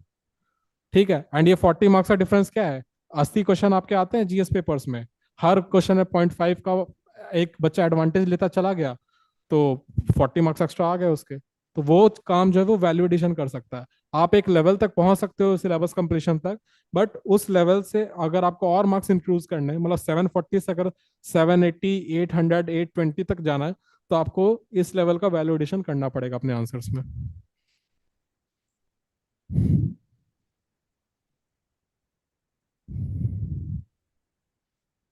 अब short notes for the last minute revision, ये क्यों इंपॉर्टेंट होता है? क्योंकि मान लीजिए आपका GS1 अभी पेपर जो है वो अभी जस्ट कंक्लूड हुआ है, एंड आपको 2 या ढाई घंटे बाद GS2 का पेपर देने जाना है। तो आप कैसे दोगे? क्या ऐसा चीज आप रिवाइज करोगे जो 2 घंटे में आपका जो पूरा माइंडसेट है वो GS1 में जो आप हिस्ट्री, ज्योग्राफी, सोसाइटी लिख रहे थे उससे आप तुरंत पॉलिटी, गवर्नेंस और सोशल जस्टिस लिखने लग जाओगे? तो इसके अंदर आते हैं मोस्ट ऑफ द चीजें जो मैं रिवाइज करता था वो था कॉन्स्टिट्यूशनल आर्टिकल्स, डेटा, मतलब इन शॉर्ट वैल्यू एडिशन वाली चीजें, सुप्रीम कोर्ट जजमेंट्स, कोर्ट्स, ये सारी चीजें। इन सब से होता क्या है कि आपको एक बेसिक बेसिक आइडिया लग जाता है, आपका जो माइंडसेट है वो शिफ्ट हो जाता है कि हाँ मुझे इस पेपर के ये वैल्यू एडिशंस मैं पढ़ रहा हूँ। एंड उसके अलावा इंपॉर्टेंट क्या है कि ये जो आप शॉर्ट नोट्स बनाओ ना, ये उन सारे सब्जेक्ट्स का बनाओ जो सेकंड हाफ में है। फॉर एग्जांपल एसए के शॉर्ट नोट्स बनाने की जरूरत नहीं है, उसको आप एक रात पहले पढ़ सकते हो। बट GS2 के बनाने इंपॉर्टेंट है, GS4 के बनाने इंपॉर्टेंट है, एंड ऑप्शनल पेपर 2 के बनाने इंपॉर्टेंट है। ये अगर नहीं होंगे तो आपके पास, तो आप ब्रेक्स के अंदर आप पढ़ ही नहीं पाओगे कुछ भी। अगर आप इतनी मोटी बुक लेकर जाओगे ब्रेक के बीच में, तो आपको पता ही नहीं चला कि मैं पढ़ूं क्या। आप सिर्फ पेज ही पलटोगे ना तो भी 2 घंटे में पेज नहीं पलट पाओगे उतनी मोटी कॉपी के। तो इसलिए इंपॉर्टेंट है कि आप ये जो भी सब्जेक्ट आपके सेकंड हाफ में होने वाले हैं उसमें आप अपने वैल्यू एडिशन के नोट्स बना के जाओ, ताकि आपका माइंडसेट वहां पे शिफ्ट हो पाए, अपने सेकंड पेपर की तरफ आप एक स्मूथ ट्रांजिशन ले पाओ। तो ये चीज इंपॉर्टेंट है।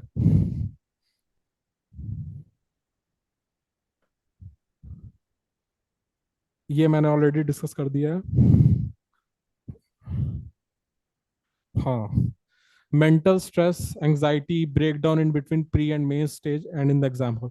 देखो यार, जब 65 डेज जब आपके पास हो एंड इतना बड़ा आपको एग्जाम देना हो, तो होता क्या है ना कि बहुत बार ऐसा लगेगा कि यार मेरे से तो नहीं होने वाला, मैं इतना ज्यादा एफर्ट मार रहा हूँ, मैं इतना ज्यादा पढ़ाई कर रहा हूँ, बट सिलेबस कभी भी कंप्लीट ही नहीं हो रहा है, इतना सारा अभी भी बचा हुआ है। आप हर चीज पे फील करोगे कि कुछ ना कुछ बचा ही हुआ है, एंड आपको इसके साथ बैठ के पढ़ाई करना है। ये कभी कभी इतना ज्यादा बढ़ जाता है कि हम अपनी पढ़ाई पे फोकस नहीं कर पा रहे होते हैं। हम एक सब्जेक्ट पढ़ रहे होते हैं और हमारा दिमाग किसी और सब्जेक्ट पे चल रहा होता है कि यार वो वाला सब्जेक्ट का वो वाला पोर्शन बचा हुआ है, मैंने अभी आंसर राइटिंग प्रैक्टिस नहीं की है, मुझे फुल लेंथ टेस्ट भी देने हैं, मुझे पीवाईक्यूज भी प्रैक्टिस करने हैं। तो लिटरली इतना सारा कुछ करना होता है और हमारे पास टाइम इतना कम है कि हम कांस्टेंट स्टेट ऑफ एंजाइटी में रहते हैं, रातों को नींद आना थोड़ा मुश्किल हो जाता है। बट यहीं पे एक कविता है यार कि जब नाव जल में छोड़ दी, तूफान में ही मोड़ दी, दे दी चुनौती सिंध को, फिर धार क्या मझधार क्या। जब आपने इसके ओखली में सर दे ही दिया है तो फिर मुसल पड़ने से घबराना क्यों यार। जब अल्टीमेटली आपको इस एग्जाम को क्लियर करना है, जब आप डिस्ट्रिक्ट मजिस्ट्रेट बन भी जाओगे तो उस वक्त आपको डिजास्टर मैनेजमेंट करना पड़ेगा। इस मेन स्टेज को आप डिजास्टर मैनेजमेंट की तरह ट्रीट करो। आपके पास पॉलिटिकल प्रेशर आएगा, मीडिया आपसे सवाल कर रही होगी, आपको लोगों को भी बचाना है, उनको नेसेसरी जो चीजें हैं, फर्स्ट एड किट है, खाना पीना, साफ पानी, सेफ्टी, सब कुछ प्रोवाइड करवानी है। बाहर से आपको 7-7 दिन तक रहना है, इतना ज्यादा स्ट्रेस हो रहा होगा, उस वक्त आप किस तरीके से मैनेज करोगे, ये आपका उसी का टेस्ट है। ये स्ट्रेस टेस्ट है कि आप इतने सारी चीजें जो आपके सामने प्रेजेंट हो, आपके पास टाइम कम हो, आप लिमिटेड रिसोर्सेज में मैक्सिमम आउटपुट कैसे प्रोड्यूस कर सकते हो। क्योंकि इंडिया जो हमारा जो कंट्री है वहां पे रिसोर्सेज स्कैर्स हैं, हमारी पॉपुलेशन बहुत वाइड है, तो हमें इस लिमिटेड रिसोर्स के अंदर हम कैसे मैक्सिमम आउटपुट जनरेट कर पाएंगे, इसी का ये टेस्ट है। अगर जो बच्चे इस टेस्ट को पास कर जाते हैं, जो बच्चे इस मेंस को, वही बच्चे निकाल पाते हैं जो अल्टीमेटली रिसोर्स का बेटर मैनेजमेंट कर सकते हैं। एंड टाइम से बड़ा रिसोर्स कुछ नहीं होता है। तो 65 डेज के अंदर आपको जी जान लगा देनी है। इन 65 डेज का अगर आप ऑप्टिमम यूज कर लेते हो, मेंस आपका जरूर निकलेगा। एंड इन्हीं के साथ मैं सर आपको हैंड ओवर करना चाहता हूँ सर। बिल्कुल। तो बहुत ही अच्छा बताया विशाल जी आपने। और मेरे प्यारे विद्यार्थियों, आपको इस सेशन का बहुत ही फायदा मिलने वाला है। इनकी बातों को आप बहुत ही सिंसियरली फॉलो करिएगा, क्योंकि बहुत ही सटीक टू द पॉइंट उन्होंने बातें बताई हैं। चाहे बात मेंटल स्ट्रेस की हो, एंजाइटी ब्रेकडाउन की हो, फाइन। और अगर मैं आपसे जीनो आईएएस के क्लासरूम स्ट्रेटजी की बात करूं, तो जो लर्नर्स पहली बार जीनो आईएएस के यूट्यूब चैनल पे हमें देख रहे हैं, सुन रहे हैं, मैं आपको बता दूं कि हमारी फैकल्टी टीम में 1997 बैच के IAS, 5 times IES qualified, IIT Roorkee से सीनियर फैकल्टी, ठीक। और आप देखें तो मोर देन 20 इयर्स एक्सपीरियंस वाले नंबर ऑफ फैकल्टीज, एक बहुत ही बेहतरीन टीम। जो ऑफलाइन के बिग नेम्स हैं, वो आपके लिए ऑनलाइन, ऑफलाइन पैटर्न में आपको ऑनलाइन पढ़ाने वाली है। बैचेस स्टार्ट हो गई हैं, ठीक। मैं ज्यादा समय आपका नहीं लेने वाला। तो जो लोग फ्रेशर्स हैं उनके लिए बात थी। अभी हमने वाव अप्रोच की चर्चा की आपसे। सी, डे वन में अगर कोई आपको बता दे what not to do, that is very important. तो आप गलतियां करने से बच जाते हो।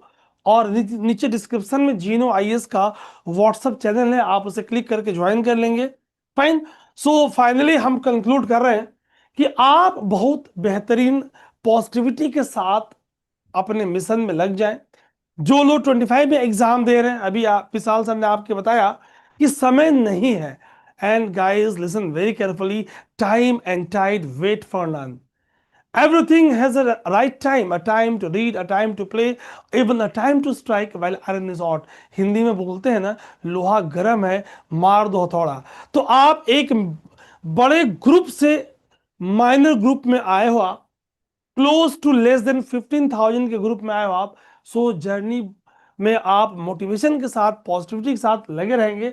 जो बिल्कुल फ्रेशर है, जिनको 26 27 में एग्जाम देना है, तो उनके लिए चाहे ज्योग्राफी ऑप्शनल की बात हो, हिंदी मीडियम इंग्लिश मीडियम, चाहे जीएस बैचेस की बात हो, इंग्लिश मीडियम हिंदी मीडियम, वो हम लॉन्च कर रहे हैं। उसके लिए हम ज़्यादा बात यहाँ नहीं करेंगे, आप जीनो आईएएस के ऐप पे और वेबसाइट पे देख लेंगे। ये डिटेल्स स्क्रीन पे फ्लैश हो रही हैं, आप यहाँ से जुड़ जाएंगे, देख लेंगे।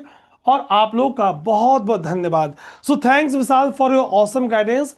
सो मेरे प्यारे विद्यार्थियों, गॉड ब्लेस यू ऑल। जय हिंद, जय भारत।